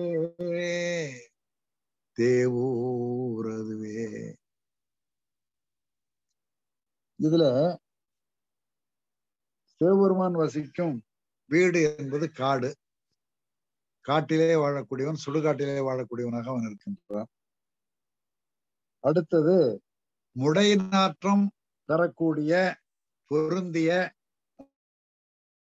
அந்த மண்டையோடு அவனுடைய உண்கலமாகும். மண்டை ஓட்டிலே அவன் வலி தேர்ந்து உண்ணுகின்றான். அவன் ஆடை புலியினுடைய தோலாக உள்ளது. அவன் உணவு தேடி உண்ணக்கூடிய அந்த பிச்சை, அவன் உணவு தேடி உண்ணுதல் பிச்சை எடுத்துதான் உண்கின்றான். இத்தகைய கோலத்தை உடைய சிவபெருமான் மறைகளை அருளி செய்து வேத பொருளாக விளங்குகின்றான். மறைகளை அருளியவன் அவனே, அந்த மறையின் பொருளாக உள்ளவன் அவனே, அந்த மறையின் தலைவனாகவும் நாயகனாகவும் இருக்கின்றவன் அவனே. அப்படிப்பட்ட அந்த சிவபெருமான் வீட்டிலிருந்து அருளக்கூடிய அந்த தலமானது அந்த திருத்தேவூர் ஆகும். அந்த திருத்தேவூரை பற்றி சொல்லுகின்ற பொழுது சோலைகளிலே மயில்கள் நடனமாடுகின்றன. வண்டுகள் எல்லாம் அந்த தேன் தேடி அந்த மலர்களை நோக்கி பாடுகின்றன. காந்தல் மலர்கள் அசைந்து கைத்தாளமிடுகின்றன. அழகிய இளம் பெண் அன்னமானது, அன்னம் போன்ற அழகிய இளம் பெண்கள், அன்னம் போன்றவர்கள் ஆடவர்களோடு ஊடி பின் ஊடல் நீங்கி மகிழ்கின்ற மாடங்கள் நிறைந்த அந்த தேவூர் என்கின்ற அந்த சொல்லுகின்றார். தேவூரை பற்றி சொல்லுகின்ற போது அந்த தேவூருடைய இயற்கை எழிலை சொல்லுகின்றார். இன்றைக்கு இந்த இயற்கை எழிலெல்லாம் நாம் எண்ணி பார்க்கின்ற பொழுது இந்த 21வது நூற்றாண்டில் நாம் எவ்வளவு இயற்கையை அழித்து விட்டோம். அந்த இயற்கை இல்லை என்றால் நம்முடைய வாழ்வாதாரமே இல்லாமல் போய்விடும் என்கின்ற ஒரு உண்மையை உணராமல் என்ன செய்கிறார்கள், இன்றைக்கு இயற்கையை சிதைத்து அழித்துக் கொண்டிருக்கின்றார்கள். இங்க சொல்லுகின்ற பொழுது சோலைகள் நிறைந்த ஊர் என்று சொல்கிறார் தேவூரை. அங்கு மயில்கள் எல்லாம் ஆடிக்கொண்டிருக்கின்றன, மான்கள் எல்லாம் துள்ளி விளையாடி கொண்டிருக்கின்றன, வண்டுகள் எல்லாம் அந்த சோலையிலே பாடிக்கொண்டிருக்கின்றன. அந்த காந்தல் மலர்கள் கைத்தாளம் போடுவது போல, அந்த வண்டினுடைய பாட்டுக்கு கைத்தாளம் போடுவது போல ஆடிக்கொண்டிருக்கின்றன. அன்னத்தை போன்ற இளம் பெண்கள் எல்லாம் ஆடவர்களோடு தன்னுடைய கணவன்மார்களோடு ஊடி பின்பு ஊடல் நீங்கி கூடி மகிழ்கின்ற மாடங்களை உடைய ஊர் அந்த திருத்தேவூர். அந்த திருத்தேவூர்ல தான் யார் எழுந்திருக்கார், சிவபெருமான் எழுந்திருக்கின்றான் என்கின்ற அந்த செய்தியை சொல்கின்றார். அந்த மயானத்திலே வாழக்கூடியவனாகவும், அந்த உண்கலம் என்பது முடைநாற்றம் வீசக்கூடிய அந்த மண்டையோடாகவும், அந்த அறையை மூடக்கூடிய உடையானது புலித்தோலாகவும், அந்த உணவை அவன் தேடி இறந்து உண்ணக்கூடியவனாகவும் இருக்கின்றான் என்கின்ற பெருமானுடைய கோலத்தை இங்கு சொல்லுகின்றார். இந்த பெருமானுடைய கோலத்தை பற்றி சொல்லுகின்ற பொழுது நாம் சில உண்மைகளை இங்கு சிந்தித்து பார்க்க வேண்டியதாக இருக்கின்றது. அதாவது அவன் தங்கியிருக்கக்கூடிய இடம் காடு என்று சொல்லுகின்றார். இந்த காடு என்பது எதை உணர்த்துகிறது என்றால், இந்த தோன்றி நின்று அழியக்கூடிய மானுட வாழ்க்கையை சொல்லுகிறது என்று நாம் பொருள் கொள்ளலாம். இந்த முடைநாற்றம் பொருந்திய மண்டையோடு என்பது நாம் எடுத்துக்கொள்ளக்கூடிய நுகரக்கூடிய பொருள்கள் அத்தனையும் ஒரு கட்டத்திலே ஒன்றுமில்லாமல் போய்விடும் என்பதை குறிக்கிறது. இப்படி தேடிதான் அவன் உணவை உண்ணுகின்றான். அப்ப தேடாமல் குந்தி இருந்து உண்பது என்பது தவறு. அதோடு இல்லாமல் ஒருவருடைய தயவாலையும் ஒருவருடைய உதவியாலையும் தான் நாம் வாழ வேண்டும் நாம் பிறரை நம்பித்தான் வாழ வேண்டும் தவிர நமக்கு நாமே ஒன்றும் பண்ண முடியாது. துணி இருக்கிறது என்றால் வெளுக்க ஒருவர் வேண்டும், உணவு இருக்கிறது என்றால் உற்பத்தி செய்யக்கூடியவர் ஒருவர் வேண்டும், அது அரிசியாக வேண்டும் என்றால் அங்க ஆலையினுடைய உதவி வேண்டும், அதை சோறாக்க வேண்டும் என்றால் நீரினுடைய உதவி வேண்டும், அதை சமைத்து கொடுக்க ஒரு ஆள் வேண்டும், பெண் வேண்டும், கரியாய வேண்டும் என்றால் அதை பயிர் செய்யக்கூடிய ஆட்கள் வேண்டும். ஆக சில பேர் தற்செருக்கிலே சொல்வார்கள், யாருடைய தேவை எனக்கு தேவையில்லை. எதுக்கு தேவையில்லை? ஏதோ யாரோ உங்க அப்பா கட்டின வீடு இருக்கு, இவர் வேலைக்கு போறது வந்த பென்ஷன் காசு இருக்கு, யாருடைய தேவையும் தேவையில்லை, காசு இருந்தா ஹோட்டல்ல சாப்பிட்டுக்கலாம். ஆனா இந்த செருக்கான சொல்லிலே என்ன இருக்கிறது என்றால், பிறருடைய தயவு இல்லாமல் ஹோட்டலும் கிடையாது, ஹோட்டல்ல உணவுப் பொருளும் கிடையாது. அதை இப்படி அடிப்படையாக ஒவ்வொன்றுக்கும் ஒவ்வொருவர் பின்னணியிலே இருப்பதால் நாம் யாருடைய தயவும் இல்லாமல் வாழ முடியாது என்பதை முன்னாடி புரிந்து கொள்ள வேண்டும். நம்முடைய வாழ்வுக்கு ஒவ்வொருவரும் உதவியாக இருக்கின்றார்கள், ஒவ்வொருவருக்கும் உதவியாக இருக்கக்கூடியவன் பெருமான். அப்ப அனைத்துக்கும் உதவியாக இருக்கக்கூடிய பெருமானுடைய அருளால் தான் நாம் வாழ்கின்றோம் என்கின்ற ஒன்றை சொல்லுகின்ற பொழுது, நம்முடைய வாழ்வு எளிமையானதாக இருக்க வேண்டும், இயற்கையோடு இயந்ததாக இருக்க வேண்டும், அளவுக்கு உட்பட்டதாக இருக்க வேண்டும், பிறருக்கு நாம் உதவுவதாக நம்முடைய வாழ்க்கை அமைய வேண்டும். எல்லாவற்றுக்கும் மேலாக நாம் வாழ இயற்கையை காக்க வேண்டும் என்கின்ற ஒன்றை நாம் இங்கு புரிந்து கொள்ள வேண்டும் என்று சொல்லி அந்த இரண்டாவது பாடலை திருச்சபைக்கு விண்ணப்பிக்கலாம் என்று எண்ணுகின்றேன். கோளரவு கொன்றரகு கொன்றை நகு வெண்டலைய, கோளரவு கொன்றை நகு வெண்டலைய எருக்குவனி கொக்கிரகொடும் வாளரவு தன் சலமட்குலவு செஞ்சடை வரத்திரைவனோர் வேளரவு கொங்கை இளம் மங்கையர்கள் குங்குமம் விரை குமணமார் தேளரவு தென்றரு வெங்கு நிறை ஒன்றிவரு தேவூர் அதுவே. இங்கே சொல்லுகின்ற பொழுது கொல்லுகின்ற தன்மையை உடையது பாம்பு, கொல்லும் குணம் உடையது பாம்பு. ஏனென்றால் அது நஞ்சை தன்னுடைய பல்லிலே வைத்திருக்கிறது. கொன்றை என்பது சரம் சரமாக தங்கச்சரம் போல பூத்து தொங்கக்கூடியது. அது ஒரு அருமையான மரம். கொன்றை இறைவனுக்கு விருப்பமானது. பொன்னார் மேனியனே புலி தோலை அரைக்க சித்து என்று சொல்லுவார். அங்க மன்னே மாமணியே மலர் கொன்றையை அணிந்தவனே என்று, கொன்றை அணிந்த மார்பா என்று சொல்லுவார். அந்த மண்டையோடு பார்த்தால் சிரிப்பது போல இருக்கிறது. எருக்கு, வன்னி, கொக்கிரகு, ஒளி பொருந்திய பாம்பு, குளிர்ச்சி பொருந்திய கங்கா தேவி, இவையெல்லாம் குலவுகின்ற சிவந்த சடையை உடைய பெருமான் சிவபெருமான். சிவபெருமான் என்ன வச்சிருக்கிறான்? அவன் பாம்பை அணிந்திருக்கிறான், கொன்றை மாலையை சூடி இருக்கிறான், சிரிக்கக்கூடிய மண்டை ஓட்டை வைத்திருக்கிறான், எருக்கு, வன்னி, கொக்கருகை வைத்திருக்கிறான். இந்த பாம்பு ஒளி பொருந்தியதாக காணப்படுகிறது. தலையில இருக்கக்கூடிய கங்கை குளிர்ச்சி பொருந்தியவளாக இருக்கின்றாள். இவை எல்லாம் குலவுகின்ற சிவந்த சடையுடையவனாக இருக்கிறான் பெருமான். பெருமானுடைய தலையில என்ன இருக்கு? பாம்பு இருக்கு, கொன்றை இருக்கு, மண்டையோடு இருக்கு, எருக்கு இருக்கு, வன்னி இருக்கு, கொக்கருகை இருக்கு, ஒளி பொருந்திய பாம்பு இருக்கு, குளிர்ச்சி பொருந்தி கங்காதேவி இருக்கிறாள் என்று சொல்லுகின்றார். இவை குலவுகின்ற சிவந்த சடையுடைய சிவபெருமான் வீற்றிருந்தவர்களும் தலம். இவன் எப்படிப்பட்ட சிவபெருமான் இங்கு எழுந்தருளி இருக்கின்றான்? மன்மதனம் விரும்பக்கூடிய கொங்கைகளை உடைய கணவரோடு கூடிய இளமங்கையர்களுக்கு குங்கும குழம்பினுடைய மனத்தை அதிகரிக்க செய்யக்கூடிய தன்மையுடையதும், கணவரை பிரிந்த மகளிருக்கு தேள் கொட்டுவது போல துன்பம் செய்கின்ற தன்மையுடையதுமான தென்றல் காற்று திருவெங்கும் நிறைந்து பெருகக்கூடிய ஊர் திருத்தேவூர் என்று சொல்லுகின்றார். இது என்ன அப்படின்னு கேட்டீங்கன்னா, தென்றல் காற்றானது தெருக்களிலே உலவிக் கொண்டே இருக்கிறது. அந்த தென்றல் காற்று யாருக்கு நல்லது செய்கிறது என்றால், அந்த கணவரோடு கூடிய இளமங்கையருக்கு அந்த குங்கும குழம்பனுடைய மனத்தை அதிகரிக்க செய்யக்கூடிய நிலையிலே தென்றல் காற்று உதவி செய்கிறது. அதே நேரத்திலே கணவனை பிரிந்த மகளிருக்கு தேள் கொட்டுவது போல ஒரு துன்பத்தை தருகிறது இந்த தென்றல் காற்று. அப்ப மன துன்பம் இருக்கின்ற பொழுது தென்றல் காற்று மேலே படுகின்ற போது துயர் அதிகரிக்கிறது. அவர்கள் இணைந்து இருக்கின்ற பொழுது அந்த தென்றல் காற்றானது அந்த குங்கும குழம்பனுடைய மனத்தை அதிகரிக்க செய்யக்கூடியதாகவும் அவர்களுக்கு இன்பத்தை அதிகமாக தரக்கூடியதாகவும் தென்றல் காற்று விளங்குகின்றது.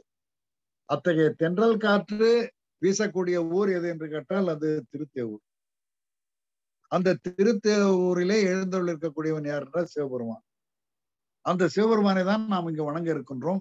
அவனுடைய பெருமைகளை, அவனுடைய புகழை, அவனுடைய அருட்குணங்களை, அவன் இருக்கக்கூடிய அந்த ஊரினுடைய எழிலை எல்லாம் இப்பொழுது நாம் சிந்தித்தோம்.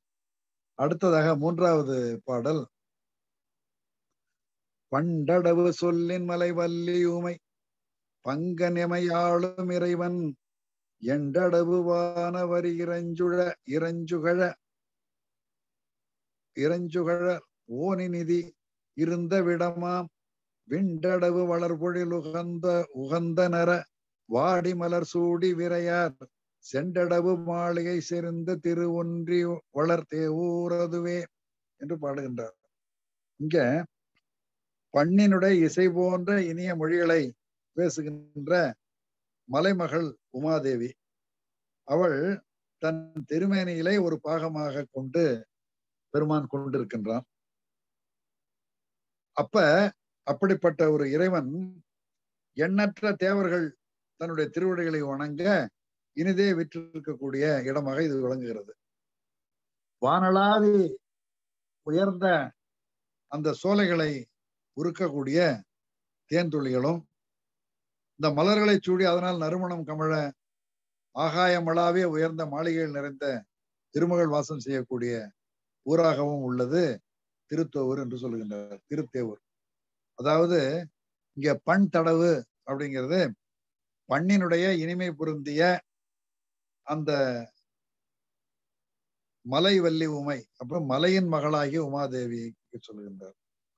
பங்கன் என்பது ஒரு பங்கிலே உடையவன் பெருமான். அப்படிப்பட்ட பெருமான் எழுந்தருளி இருக்கின்றான். அவனை எல்லோரும் இங்கு வணங்குகின்றார்கள். அப்படி வணங்கக்கூடிய அந்த பெருமான் எழுந்தருள் இருக்கக்கூடிய இடமானது உயர்ந்த மாளிகைகள் நிறைந்த திருமகள் வாசம் செய்யக்கூடிய அந்த தேவூர் என்று தேவூரனுடைய சிறப்பை சொல்லுகின்றார். அடுத்த பாடலை சொல்லுகின்ற போது மாசின் மணநேசர் தமாசை வளர் தமதாசை வளர் சூலதரன் மேல இமையோர் ஈசன்மர யோதி எரியாடி மிகு பாசுபதன் மேவு பதிதான் வாசமலர் கோது குயில் வாசம் முகமாதர் அவர் பூவை மொழியும் தேச ஒலி வீணையோடு கீதமது வீதி நிறை தேவூரதுவே.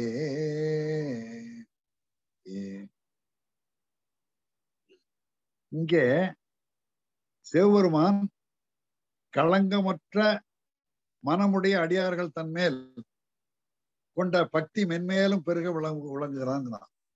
எந்த ஒரு அடியாரும் களங்கம் இல்லாமல், அதாவது மனதிலே எந்த விதமான கரவும் இல்லாமல் இறைவனை யார் வேண்டுகின்றார்களோ அவர்களுக்கு பெருமானுடைய அருள் கிட்டும். அவன் அவருடைய உள்ளத்திலேயே இருக்கக்கூடியவனாக இருக்கின்றான். சூலப்படையை ஏந்தியவன் பெருமான். அவனுடைய ஆயுதம் சூலப்படை. வானுலகத்தில் உள்ள தேவர்களுக்கு அவன் தலைவனாக விளங்குகின்றான்.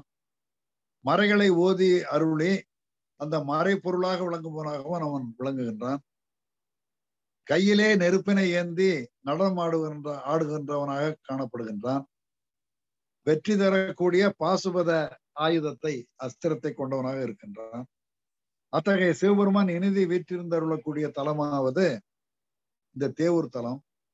இந்த தேவூர் தலம் நறுமணமிக்க மலர்களை, மூக்கால் கோதுகின்ற குயில்களின் கூவலும், நாகனவாய் பறவை போன்று பேசுகின்ற பெண்களின் இனிய மொழியும், அடியவர்கள் இறைவனை போழக்கூடிய ஒலியும், வீணை மீட்டும் ஒலியும், கீதங்களின் ஒலியும் நிறைந்து விளங்கக்கூடிய வீதிகளை உடைய திருத்தேவூராக என்று சொல்லுகிறார். அந்த ஊரை பற்றி சொல்லும்போது பல்லியம் வாசிக்கக்கூடிய ஒரு சிறந்த ஊராக அந்த ஊர் காணப்படுகிறது என்று சொல்லுகின்றார். பல்லியம் என்றால் பல இசைக்கருவிகள். அப்படி சொல்லுகின்ற அந்த நிலையிலே இந்த சிவபெருமான் எழுந்தருளி வீற்றிருக்கக்கூடிய இந்த ஊரானது எப்படி இருக்கிறது என்றால், நறுமணம் மிக்க மலர்கள் அங்கு இருக்கின்றன. அதை மூக்கால் கோதுகின்ற குயில்கள் இருக்கின்றன. அவற்றை அந்த குயில்கள் அழகாக கூவிக்கொண்டிருக்கின்றன. நாகனவாய் பறவைகள் புல் அவைகள் எல்லாம் பேசுகின்றன. அத போன்று அத நாகனவாய் புல் போன்று அருமையான குரலை பேசுகின்ற பெண்கள், அவர்களுடைய இனிய மொழிகள், அந்த கூவலும் குயில்களின் கூவலும் நாகனவாய் பறவை போன்று பேசுகின்ற அந்த குரலை உடைய பெண்கள், அவருடைய இனிய மொழியும், அடியவர்கள் அனைவரும் இறைவனை புகழக்கூடிய ஒலியும், வீணை மீட்டுகின்ற அந்த ஒலியும், கீதங்கள் பாட்டு பாடக்கூடிய அந்த கீதங்களுடைய ஒலியும் நிறைந்து விளங்குகின்ற வீதிகளை உடைய திருத்தேவூர் ஆகும்.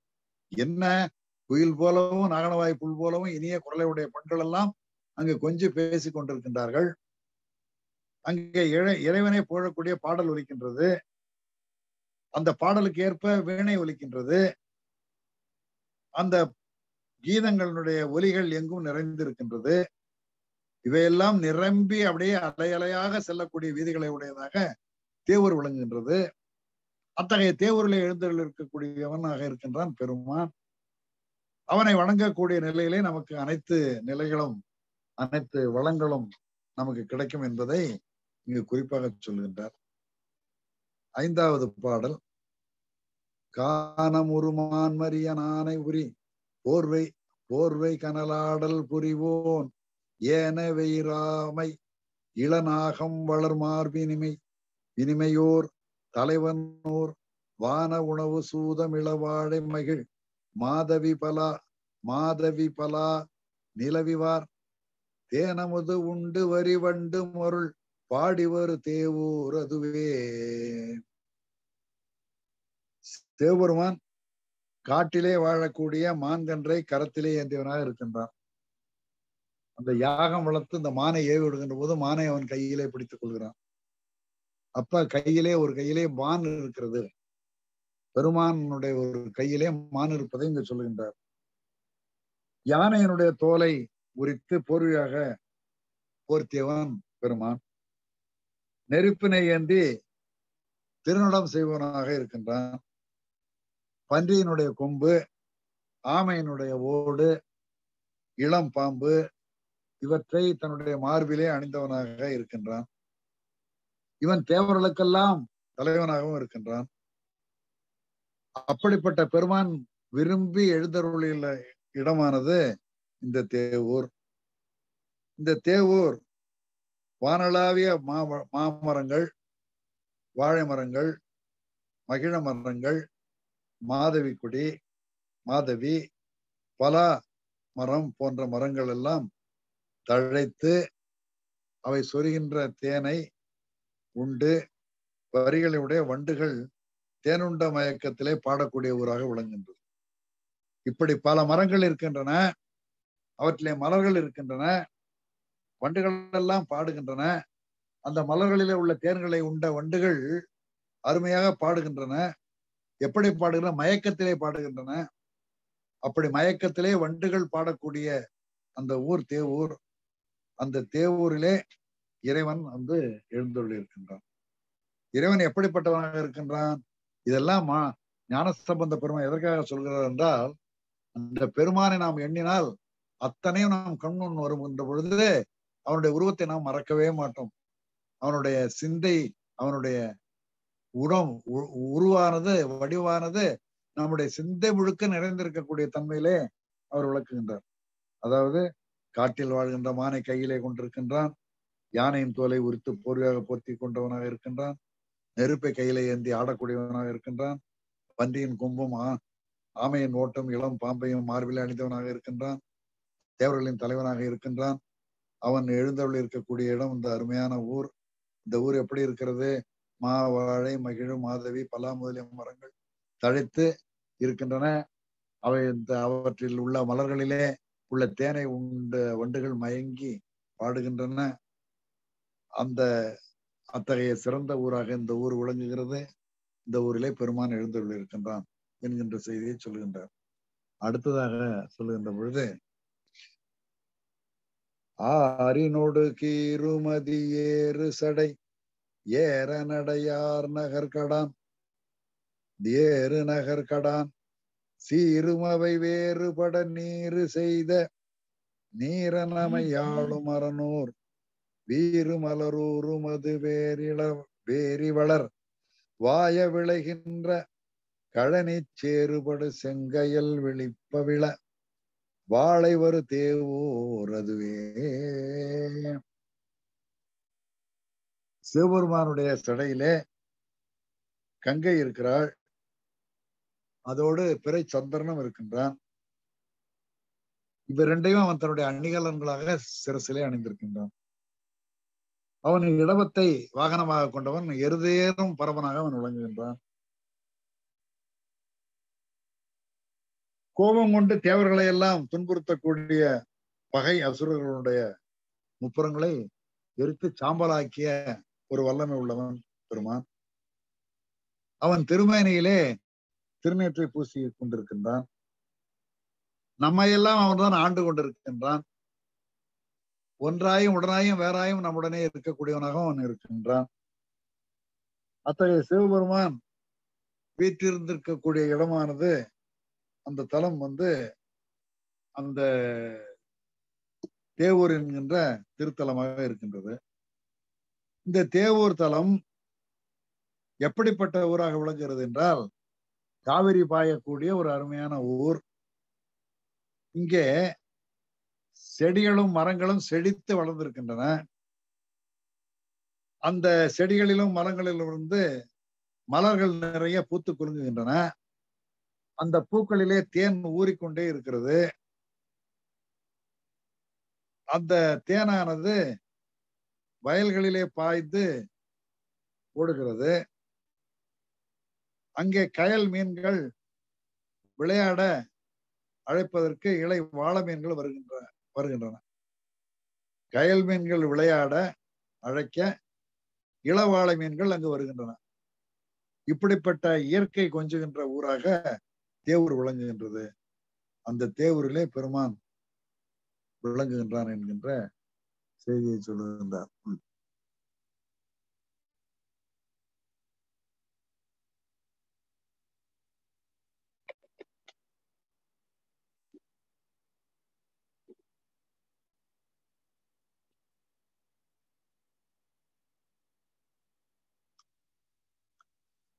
கன்றியழவென்று நிகழ் துன்று புறமன்றவிய நின்று நகை செய் என்றனது சென்று நிலை எந்தை தன தந்தை யமரின்ப நகர்தான் முன்றின் மிசை நின்ற பலவின் கனிகள் நின்று கனிகடின்று கறவை குருளைகள் சென்றிசைய நின்று துளி என்ற வினை ஆடி வளர்தேவோர் அதுவே.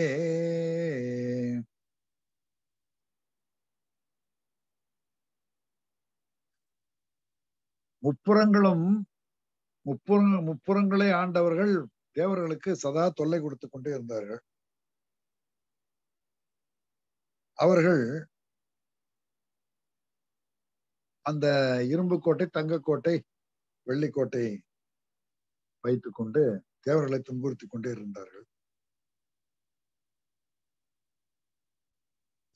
அவர்கள் உலகை வென்று அழிக்க இருந்தார்கள். அப்படிப்பட்ட அந்த மூவரையும் முப்புறங்களையும் சிவபெருமான் தன்னுடைய சிறு புன்முறுவலால் அதை என்ன பண்ணிட்டான்? அழிச்சுட்டான், எரிச்சுட்டான். எரிஞ்சு சாம்பலாக மாதிரி அதை செய்து விட்டான். அப்படிப்பட்ட சிவபெருமான் நாம் சென்றடையக்கூடிய பற்றுக்கோடாக விளங்குவான். நாம் என்றால் நீங்களும் நானும் எல்லோரும், அடியார் பெருமக்கள் எல்லோரும் சென்று அடையக்கூடிய பற்றுக்கோடாக அவன் விளங்குகின்றான். என் தந்தைக்கு தந்தையாகிய அந்த சிவபெருமான், என் தந்தைக்கு தந்தை, தந்தைக்கு தந்தை, பாட்டனுக்கு பாட்டன் என்று அனைவருக்கும் தந்தையாக இருக்கக்கூடிய அவன், எல்லோருக்கும் தந்தை இறைவன். அப்படிப்பட்ட எல்லோருக்கும் தந்தையாகிய அந்த சிவபெருமான் விரும்பி வீற்றிருந்தருளக்கூடிய இடம் எது என்று கேட்டால் இந்த திருத்தேவூர் என்று சொல்லுகின்றார். இந்த திருத்தேவூர் என்பது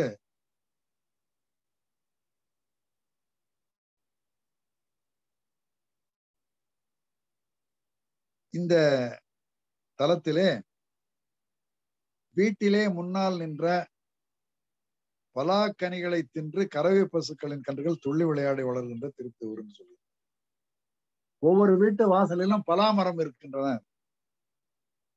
பலாமரங்கள் அந்த தெருக்கள் தோறும் வீட்டுகளினுடைய முன்றில் வீட்டுக்கு முன்னாடி பலாமரங்கள் இருக்கின்றன.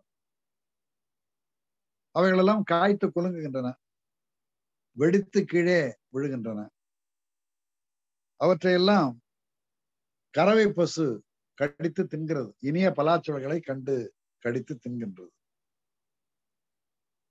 அந்த பசுக்கள் என்ற கன்றுகள் துள்ளி விளையாடுகின்றன. இப்படிப்பட்ட ஊராக தேவூர் விளங்குகிறது என்று சொல்லுகின்றார். இங்க அவர் சொல்வது என்னவென்று கேட்டால், தீயவர்களை அழிக்கக்கூடியவராக பெருமான் விளங்குகின்றான். எடுத்துக்காட்டு முப்புறங்களையும் அழிக்கின்றான். எப்படி அழிக்கிறான்? அவன் சிரிக்கிறான், புன்முறுவல் பூக்கின்றான், முப்புறங்களும் எரிந்து சாம்பலாகி போகின்றன. யார் வேண்டாலும் அவனை சென்று அவனுடைய திருவடியை பற்றிக் கொள்ளலாம். அவ்வளவு காட்சிக்கு எளியன் அவன். எளிவந்த பிரானாக அவன் விளங்குகின்றான். அப்படிப்பட்டவன் திருவடியை யார் வேண்டுமானாலும் சென்று அணுகலாம், பற்றி கொள்ளலாம். அவன் எல்லோருக்கும் தந்தையாக இருக்கின்றான். என் தந்தைக்கும் தந்தையாக இருக்கின்றான் அவன் சிவபெருமான். அவன் விரும்பி எழுந்தருளி இருக்கக்கூடிய திருத்தலமாக இந்த திருத்தேவூர் விளங்குகின்றது. இந்த ஊர் எப்படிப்பட்ட ஊர் என்பதை ஒரு பாடலிலும் அவர் சொல்லிக் கொண்டு வருகிறார். இப்பொழுது தெருக்களிலே இருக்கின்ற வீடுகளுடைய முன்னால் பலாமரங்கள் பழுத்திருக்கின்றன என்று சொல்லுகின்றார். இந்த பலாமரங்கள் எல்லாம் நிறைய பலா காய்களை காய்த்து தொங்குகின்றன. அவைகள் எல்லாம் பழுக்கின்றன, பழுத்து வெடிக்கின்றன. அந்த மணத்தால் இருக்கப்பட்ட அங்குள்ள பசுமாடுகள் எல்லாம் அந்த பலாப்பழங்களை பறித்து கடித்து தின்கின்றன. அப்படி தின்று மகிழ்ச்சியாக வாழக்கூடிய நிலையிலே அந்த பசுக்கள் என்ற கன்றுகள் எல்லாம் துள்ளி விளையாடி கொண்டிருக்கின்றன. இது ஒரு மகிழ்ச்சியான நிலை. வயிறு நிறைய தாய் அந்த கன்றுக்கு வயிறு நிறைய பால் கொடுக்கின்றாள். வயிறு நிறைய உண்ட அந்த கன்றானது மகிழ்ச்சியிலே துள்ளி விளையாடி கொண்டிருக்கின்றது. இது என்ன அப்படின்னு கேட்டீங்கன்னா, தாயனும் சால பரிந்தவன் சிவபெருமான், தாயிற் சிறந்த தயாவான தத்துவனாக இருக்கின்றான் சிவபெருமான். அவன் அருள் என்பது பலாச்சுளைக்கு நிகரானது, இனிப்பானது. அவன் இருக்கக்கூடிய இடம் மணக்கும். அவனை எண்ணினால் மனம் இனிக்கும். அவனை நெஞ்சிலே வைத்தால் அவர் பலாப்பழம் சாப்பிடுவது போல ஒரு இனிய உணர்வு ஏற்படும். நமக்கு மனம் நிறையும், வாய் நிறையும், மணக்கும். அப்படிப்பட்ட இறைவனுடைய அருளை உயிர்களாகிய நாம் பெற்றுவிட்டால் பெறுவது எப்படி என்றால்,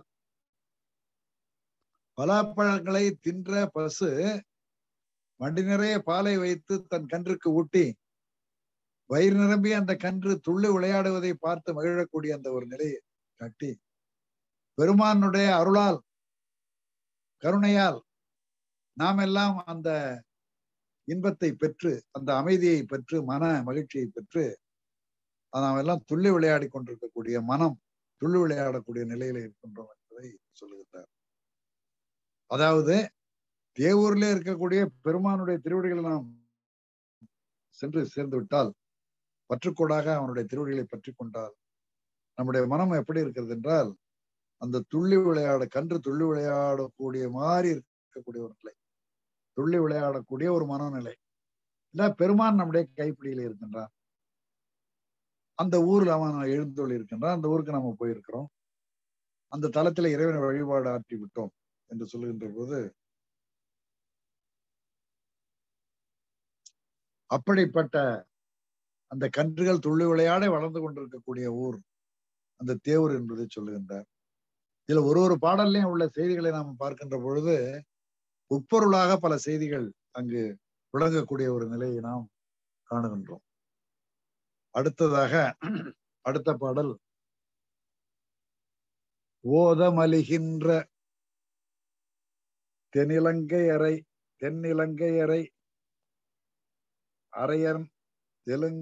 தென்னிலங்கை அரையன் மலி புயங்கணரிய பாதமலிகின்ற விரலொன்றினில் அடர்த்த பரமன்றன் திடம் போதமலிகின்ற மடவார் கண்ட மாடலோடு பொங்கு வரமும் சேதமலிகின்ற கரம் வென்றி தொழிலாளர் புரித்தே ஊரதுவே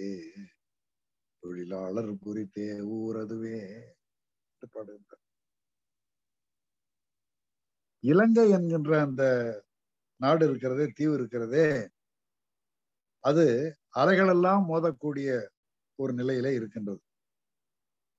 அலைகள் சதா மோதிக்கொண்டே இருக்கக்கூடிய கரைகளை உடைய அந்த தெற்கே இருக்கக்கூடிய இலங்கை நாடு, அந்த இலங்கை நாடு அது தென்னிலங்கை என்று சொல்லுகின்றார். அந்த தென்னிலங்கையை ஆண்ட மன்னன் ராவணன். அந்த ராவணன் ஒரு பெரிய சிவபக்தன், சிவபூசை செய்து கொண்டிருக்கக்கூடிய ஒரு சிவனடியானவன். அவன் மிகுந்த வலிமை கொண்டவன். மிகுந்த வலிமை கொண்ட அந்த ராவணனுடைய புயங்கள் நெறிபட தன் பெருவிரலை ஊன்றி அடர்ந்தான் சிவபெருமான் என்று சொல்லுகின்றார். பொதுவாக ஒரு பதிகத்திலும் இந்த 8வது பாடலிலே அந்த ராவணன் அந்த கைலை மலையை பெயர்க்கக்கூடிய செய்தியும், அந்த மலையை தன்னுடைய பெருவிரலால் அடர்த்த பெருமானுடைய செயலையும், அந்த மலையினடியிலே சிக்குண்டு கதறி அழுதக்கூடிய அந்த ராவணனும், அவன் மனம் மாறி பெருமானுடைய அருளை பெற வேண்டி தன்னுடைய தலையை ஒன்று எடுத்து, தன்னுடைய கரத்தை ஒன்று எடுத்து, நரம்பை எடுத்து யாழ்போலாக்கி அவன் இசைத்து சாமகானம் பாடக்கூடிய ஒரு நிலையிலே அவனுடைய இசையை கண்டு இறங்கிய பெருமான் அவனுக்கு நீண்ட ஆயுளையும் ஒரு வாழ்படையும் கொடுக்கக்கூடிய செய்தியையும் இந்த 8வது பாடலிலே தொடர்ந்து சொல்லிக் கொண்டே வருகிறார். இது எதற்கு சொல்கிறார் என்று சொல்லுகின்ற பொழுது, ராவணன் ஒரு சிறந்த சிவபக்தன், பெரிய ஆற்றல் உள்ளவன் என்றாலும் அவன் அகந்தை உள்ளவன். இந்த அகந்தையோட பெருமானை அண்டினால் நாம் அடக்கப்படுவோம், நசுக்கப்படுவோம், நொறுக்கப்படுவோம் என்கின்றதை சொல்லி அந்த அகந்தையை நீக்கிவிட்டு அவனுடைய அடியை தொழுதால் அவன் நமக்கு நீண்ட ஆயுளையும் நீண்ட வாட்படையும் அளிப்பான், அருளையும் வழங்குவான் என்கின்ற ஒன்றை ஒரு பதிகத்தில் உள்ள 8வது பாடல் நமக்கு உணர்த்துகின்றது. கடல் அலைகள் மோதுகின்ற தென்னிலங்கை மன்னன் ராவணன் அவன் மிகுந்த வலிமை பெற்றவன். அப்படிப்பட்டவன் வருகின்ற பொழுது அந்த கைலாய மலை எதிரே படுகிறது. அதை சுற்றி செல்ல மனமில்லாமல் அதை நகர்த்தி செல்ல வேண்டும் என்று அதை பெயர்க்கின்றான். அப்படி அதை பெயர்க்கின்ற பொழுது அந்த மலை அசைகின்றது, மரங்கள் ஆடுகின்றன, அம்மை அலறுகின்றாள். இதை உடனே நொடியில் உணர்ந்த பெருமான் ராவணனுடைய வேலை இது என்றறிந்து தன்னுடைய வலது பெருவிரலால் கால் விரலால் அதை அந்த மலையை அடர்த்த நசுக்க அதன் கீழ் மாட்டிக்கொண்டு தவிக்கின்றான் ராவணன். அந்த வழியாக வந்த வாகிஸ்த முனிவர் வாயுள்ள பிள்ளை பிழைக்கும் என்று சொல்லுகின்றார். அந்த முன்னம் முனியாகி அவன் செய்த பிழையினால்தான் அவனுக்கு சூளை நோய் கொடுத்தோங்கிறார். எங்க இந்த புராணத்தில் சொல்லுகின்ற பொழுது திலகவதியார் தன்னுடைய தம்பி சைவம் விட்டு சமணம் சார்ந்தது எண்ணி புலம்புகின்ற பொழுது பெருமான் கனவுலே வந்து சொல்லுகின்றார், முன்னம் முனியாகி அவன் தவம் செய்தான், அவன் செய்த ஒரு தவற்றின் காரணமாக இப்ப சூளை கொடுத்து அவனை ஆட்கொள்வோம் என்று சொல்லுகின்றார் கனவுல. அப்ப அது என்ன அவர்த்த முனியாகி முனி செய்த பிழை எது என்று கேட்டால், வாயுள்ள பிள்ளை பிழைக்க வருகின்ற தந்திரோபாயத்தை சொல்லிவிட்டு போகின்றார். அது ஒரு விதத்தில் புண்ணியம்தான். துன்புற்று இருக்கின்றவனுக்கு அதிலிருந்து விடுவிப்பதற்காக ஒன்று சொல்வது என்பது செய்வது என்பது புண்ணியம்தான். அப்ப அந்த ராவணனுக்கு ஒரு தந்திரோபாயம் சொல்லி அவனையே மீட்டு விட்ட அந்த வாகீச முனிவர் மண்ணுலகத்திலே பிறந்தால் இங்கு வாழக்கூடிய மாந்தர்களுக்கெல்லாம் ஒரு தந்திரோபாயம் சொல்லி அந்த பாவங்களிலிருந்து விடுவிக்கக்கூடிய ஒரு நிலையை செய்து தற்போதத்தை இழக்க வைத்து அவர்கள் உய்யக்கூடிய வழியை செய்யக்கூடிய ஆற்றல் உள்ளவர் என்கின்ற ஒரு நிலையிலே வாகீச முனிவரை அப்பரடிகளாக பிறக்க வைத்தார் என்று நாம் இங்கே பொருள் கொள்ளலாம். வாகீச முனிவருக்கு சூளை கொடுத்து ஆட்கொண்டது என்பது வாகீச முனிவர் வருத்துவதற்காக அல்ல. வாகீச முனிவருடைய வாழ்க்கை, அதாவது அப்பரடிகளாக நாவுக்கரசு பெருமானாக பிறக்க வைத்து அனைத்து துன்பங்களையும் கொடுத்து அதிலிருந்து ஒவ்வொன்றிலும் மீட்டுருவாக்கிய அவரை எல்லா அற்புதங்களையும் செய்ய வைத்து என்ன சொல்றாரு, கற்றுணை புட்டியோர் கடலில் பாய்ச்சலும் நற்றுணையாவது நமச்சிவாயவே என்கின்ற உண்மையை அனைவரும் அறிந்து கொள்ளுமாறு செய்யக்கூடிய ஒரு பெருந்தகையாக இருக்கிறார். அப்ப நாம் மண்ணினில் செய்த பாவங்களில் தன்மையை நுகர்கின்ற பொழுது, தாழாமல் துன்பம் வருகின்ற பொழுது நமச்சிவாய என்கின்ற அந்த மந்திரத்தை சொன்னால் அது எல்லாம் அந்த பாவங்கள் அனைவரும் விடுபட்டு நாம் பாவமில்லாத ஒரு புண்ணிய ஆன்மாவாக ஆகிவிடுவோம் என்பதை உணர்த்துவதற்காகத்தான் அவருடைய அந்த பிறப்பு இங்கே நிகழ்ந்தது. அப்படி இது எதற்கு சொல்கிறேன் என்றால், அந்த ராவணனுடைய மனதையே மாற்றி அவனுக்கே உயிர்க்கூடிய வழியை செய்த அந்த வாகீச முனிவர் மண்ணிலே அப்பராக பிறக்க வைத்தான் பெருமான். ஏன் என்று கேட்டால், மண்ணிலே உள்ள உயிர்கள் எல்லாம் அந்த அகந்தையை அகற்றப்பெற்று பக்குவப்படுத்தப்பெற்று பெருமானுடைய பாதங்களை அடைந்து பேரின்பம் பெற வேண்டும், பெற வைக்கக்கூடிய ஆற்றலை அந்த செய்யக்கூடியவனாக அந்த வாகீச முனிவர் அமைவார் என்று அவரை நாவுக்கரச பெருமானாக பெருமான் இங்கு அவதாரம் செய்ய வைத்தார் என்றுதான் நாம் கொள்ள வேண்டும். அப்படிப்பட்ட ராவனுடைய வலிமை மிகுந்த புயங்கள் நெறிபட தன்னுடைய கால் விரலை ஊன்றி அடர்த்த சிவபெருமான், அப்படிப்பட்ட சிவன் வீற்று எழுந்தருள் இருக்கக்கூடிய இடம் எது என்று கேட்டால் இந்த திருத்தேவூர் என்கின்ற கூடிய திருத்தலம். இந்த திருத்தேவூர் என்கின்ற திருத்தலம், இந்த திருத்தலமானது எப்படி இருக்கிறது என்றால், மகிழ்ச்சி மிகுந்த பெண்கள் அங்கு இருக்கின்றார்கள். பொதுவாக ஒரு மனதிலே மகிழ்ச்சி இருந்தால் ஒரு பாட்டு வரும், பாட்டுடன் ஒரு ஆட்டம் வரும். பொதுவாகவே இது இயற்கை. எல்லோருக்குமே மனம் அமைதியான நிலத்திலே மனம் மகிழ்ச்சியாக இருக்கின்ற பொழுது நம்முள்ளே ஒரு துள்ளல் வரும். அப்ப வாய் ஒரு பாடலை முணுமுணுக்கும். அந்த பாடல் வருகின்ற பொழுது உடல் என்ன பண்ணும், அசையும் அல்லது ஆட ஆரம்பிக்கும். அப்ப மகிழ்ச்சி நிறைந்த பெண்கள் என்ன பண்றாங்க, இங்கே நடனம் ஆடுகின்றார்கள். அந்த நடனம் ஆடுகின்ற போது முழவு அங்கே முழக்கமிடுகிறது. அந்த சேற்றிலே பயில்கின்ற கையினால் உழவு தொழில் செய்து வறுமை பிணியையும் பசிப்பிணைவையும் ஓட்டி வெற்றி காணக்கூடிய வேளாளர் நிறைந்த ஊர் திருத்தேவூர் என்று சொல்லுகின்றார். இங்கே சொல்லுகின்ற போது உலகத்திலே உள்ள தொழில்களிலே மிக உயர்ந்த தொழிலாக கருதப்படுவது வேளாண் தொழில் என்பதை நாம் இங்கு உணர வேண்டும். அதாவது மகிழ்ச்சி மிகுந்த பெண்கள் நடமாடி கொண்டிருக்கிறார்கள். அந்த மகிழ்ச்சி முதலில் எப்படி வரும், வயிறு நிரம்பினால் முதல்ல மகிழ்ச்சி வரும். அந்த வயிற்றை நிரப்ப செய்யக்கூடியது எது என்றால் உணவு தான். அந்த உணவு எதிலிருந்து கிடைக்கிறது, தானியம். தானியத்தை யார் செய்கிறார், உழுது வேளாண் செய்யக்கூடிய அந்த சேற்றிலே கை வைக்கவில்லை என்றால் நாம் சோற்றிலே கை வைக்க முடியாது என்று ஒரு வட்டார வழக்கு உண்டு. அதாவது உழவன் சேற்றிலே கை வைக்கவில்லை என்றால், உழவனும் உழத்தையும் சேற்றிலே கை வைக்கவில்லை என்றால், கால் வைக்கவில்லை என்றால் நாம் தட்டிலே உள்ள சோற்றிலே கை வைக்க முடியாது என்று ஒரு வட்டார வழக்கம். அவன் சேற்றிலே கால் வைத்தால் நாம் சோற்றிலே கை வைக்க முடியும் என்பதுதான்.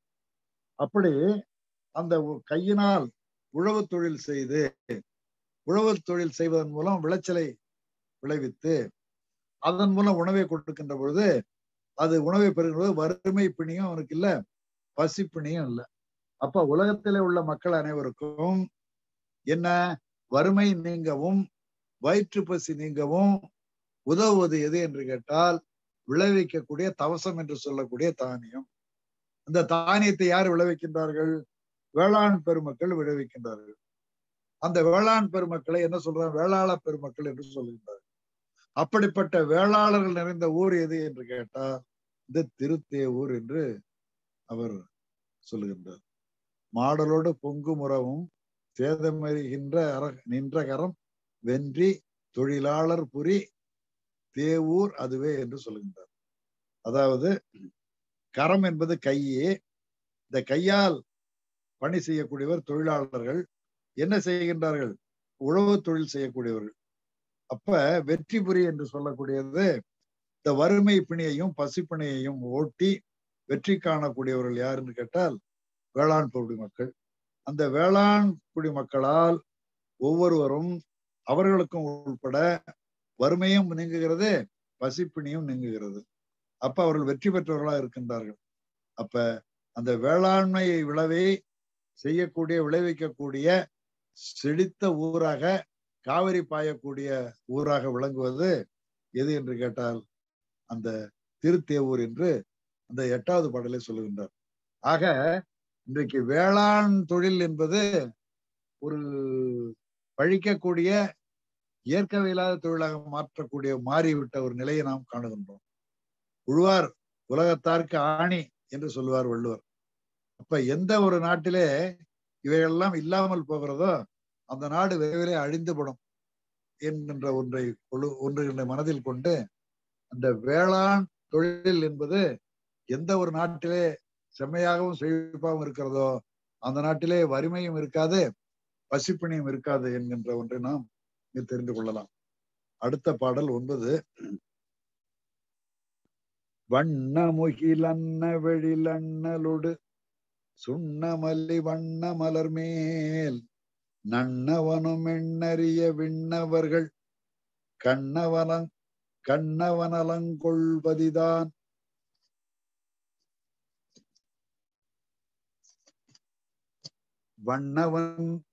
வண்ணவனவன் நுண்ணிடையினன்னிய எண்ணறிய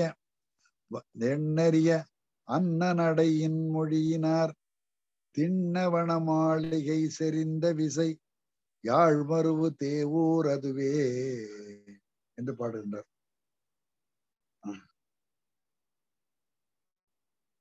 இதிலே கருநிற மேகத்தை போன்ற வண்ணத்தை உடைய திருமால். இப்ப இந்த இடத்துல ஒரு செய்தியை உங்களுக்கு சொல்லணும். இன்னைக்கு சிவபெருமானை எல்லா படங்களிலும் எதுல பார்த்தாலும் அந்த கருத்த மேனியும் நீல மேனியுமாக போடுகின்ற ஒரு காட்சி பார்க்கின்றோம்.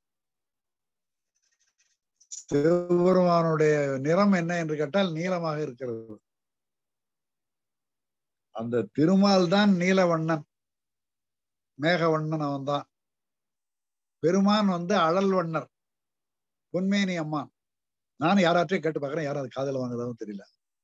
பெருமானுடைய திருமேனி அழல் வண்ணம், அது எழில் வண்ணம், அது பூ வண்ணம், ஒன்றை வண்ணம், பொன் வண்ணம்.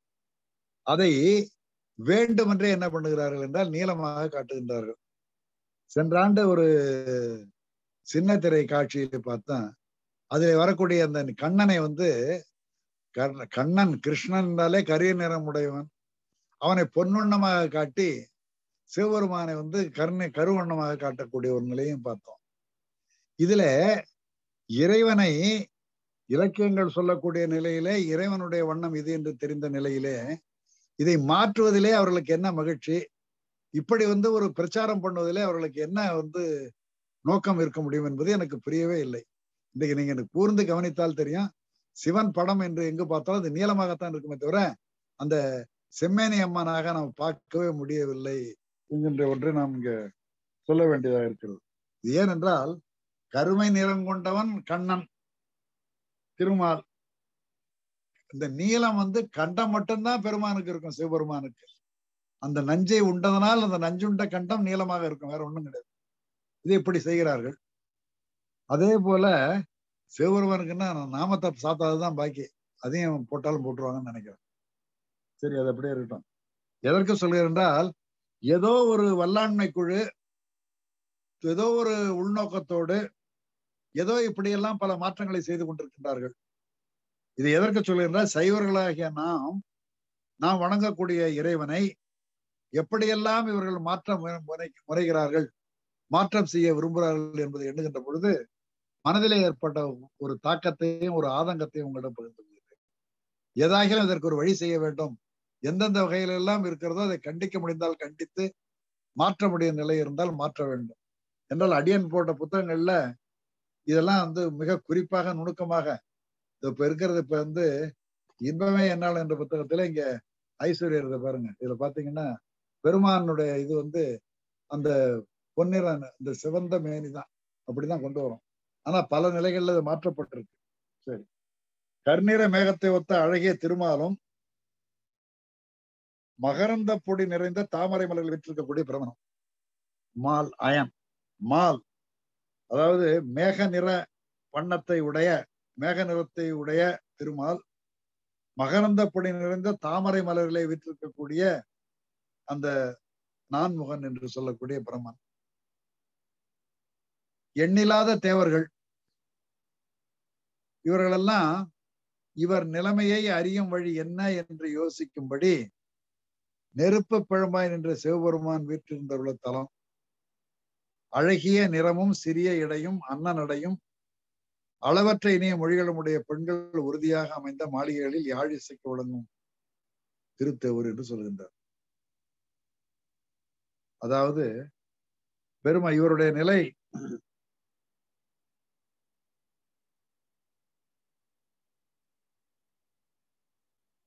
இவர் நிலைமையை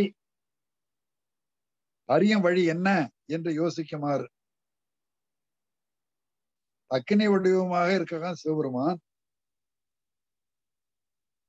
இவர் இந்த நிலைமை அனல் வண்ணமாக அனல் வடிவாக இருக்கக்கூடிய பெருமான் இவனை எப்படி அறிவது என்கின்ற ஒரு எண்ணம். இவருடைய நிலைமையை அறியக்கூடிய வழி என்ற என்ன வழி என்று யோசிக்கும்படி நெருப்பு பிழம்பாக பெருமான் இருக்கின்றான்.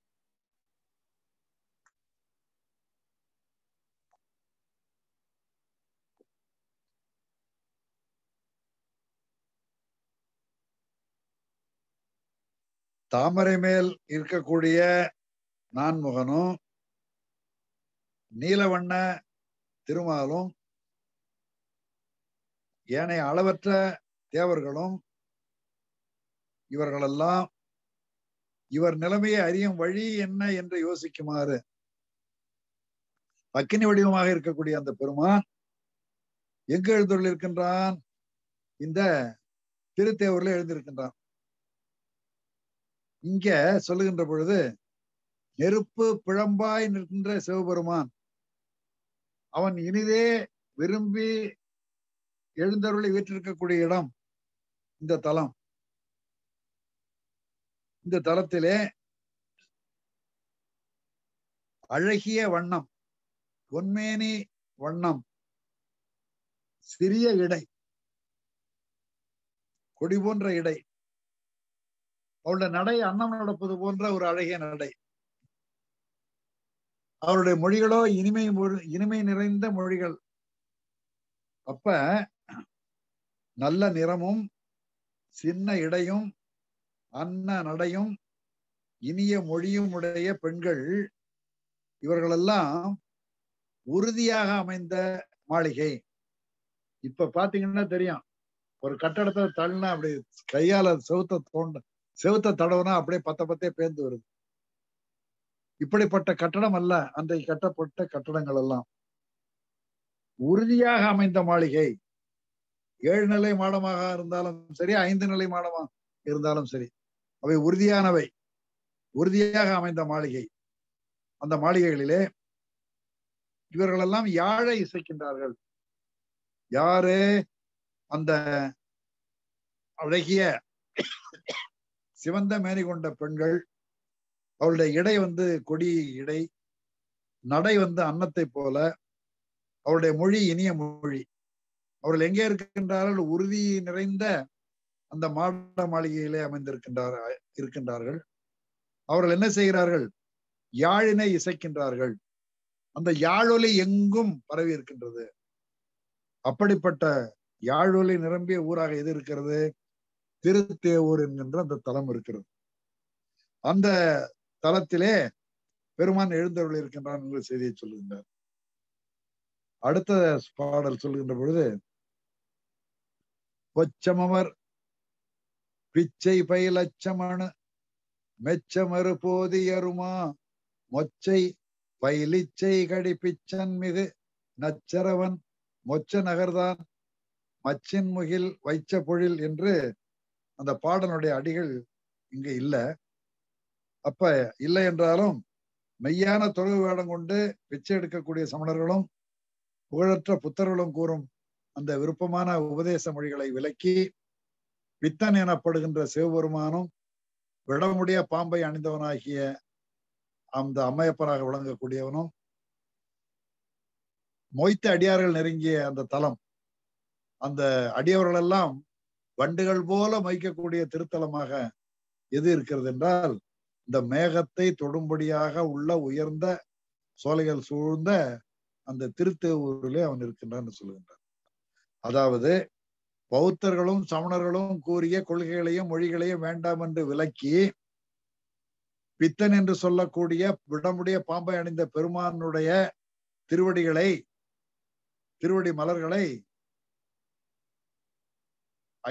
அடியார்கள் மெய்யடியார்கள் வண்டுகள் போல வந்து மொய்க்கக்கூடிய இடமாக இருப்பது இந்த திருத்தேவூர் என்று சொல்லுகின்றார். இந்த ஊரிலே மேகத்தை தொடும்படியாக உயர்ந்த சோலைகள் சூழ்ந்திருக்கக்கூடிய அந்த இயற்கை வளத்தை சொல்லுகின்றார். 11வது பாடல், துங்கமிகு பொங்கரவு தங்கு சடை நங்கள் இறை துன்று குழலார் செங்கயல்கண் மங்கையுமை நங்கை ஒரு பங்கனமர் தேவூர் அதன் மேல் பைங்கமல மங்கணிகுள் திண்புகலி ஞான சம்பந்தன் உரைசை சங்கமலி செந்தமிழ்கள் பத்துமிவை வல்லவர்கள் சங்க இலரே. இத சொல்றான், நீண்டு வளர்ந்து படமெடுக்கும் பாம்பு. பாம்பினுடைய அதிகபட்ச அளவு நம்ம கருநாகம் என்று சொல்லக்கூடிய அரசநாகம் 20 அடி வரும். அந்த வளர்ந்து படம் எடுக்கக்கூடிய அந்த பாம்பை அந்த செஞ்சடை என்று சொல்லக்கூடிய தன்னுடைய சடையிலே அணிந்திருக்கின்றார் பெருமான். அவர் யார்?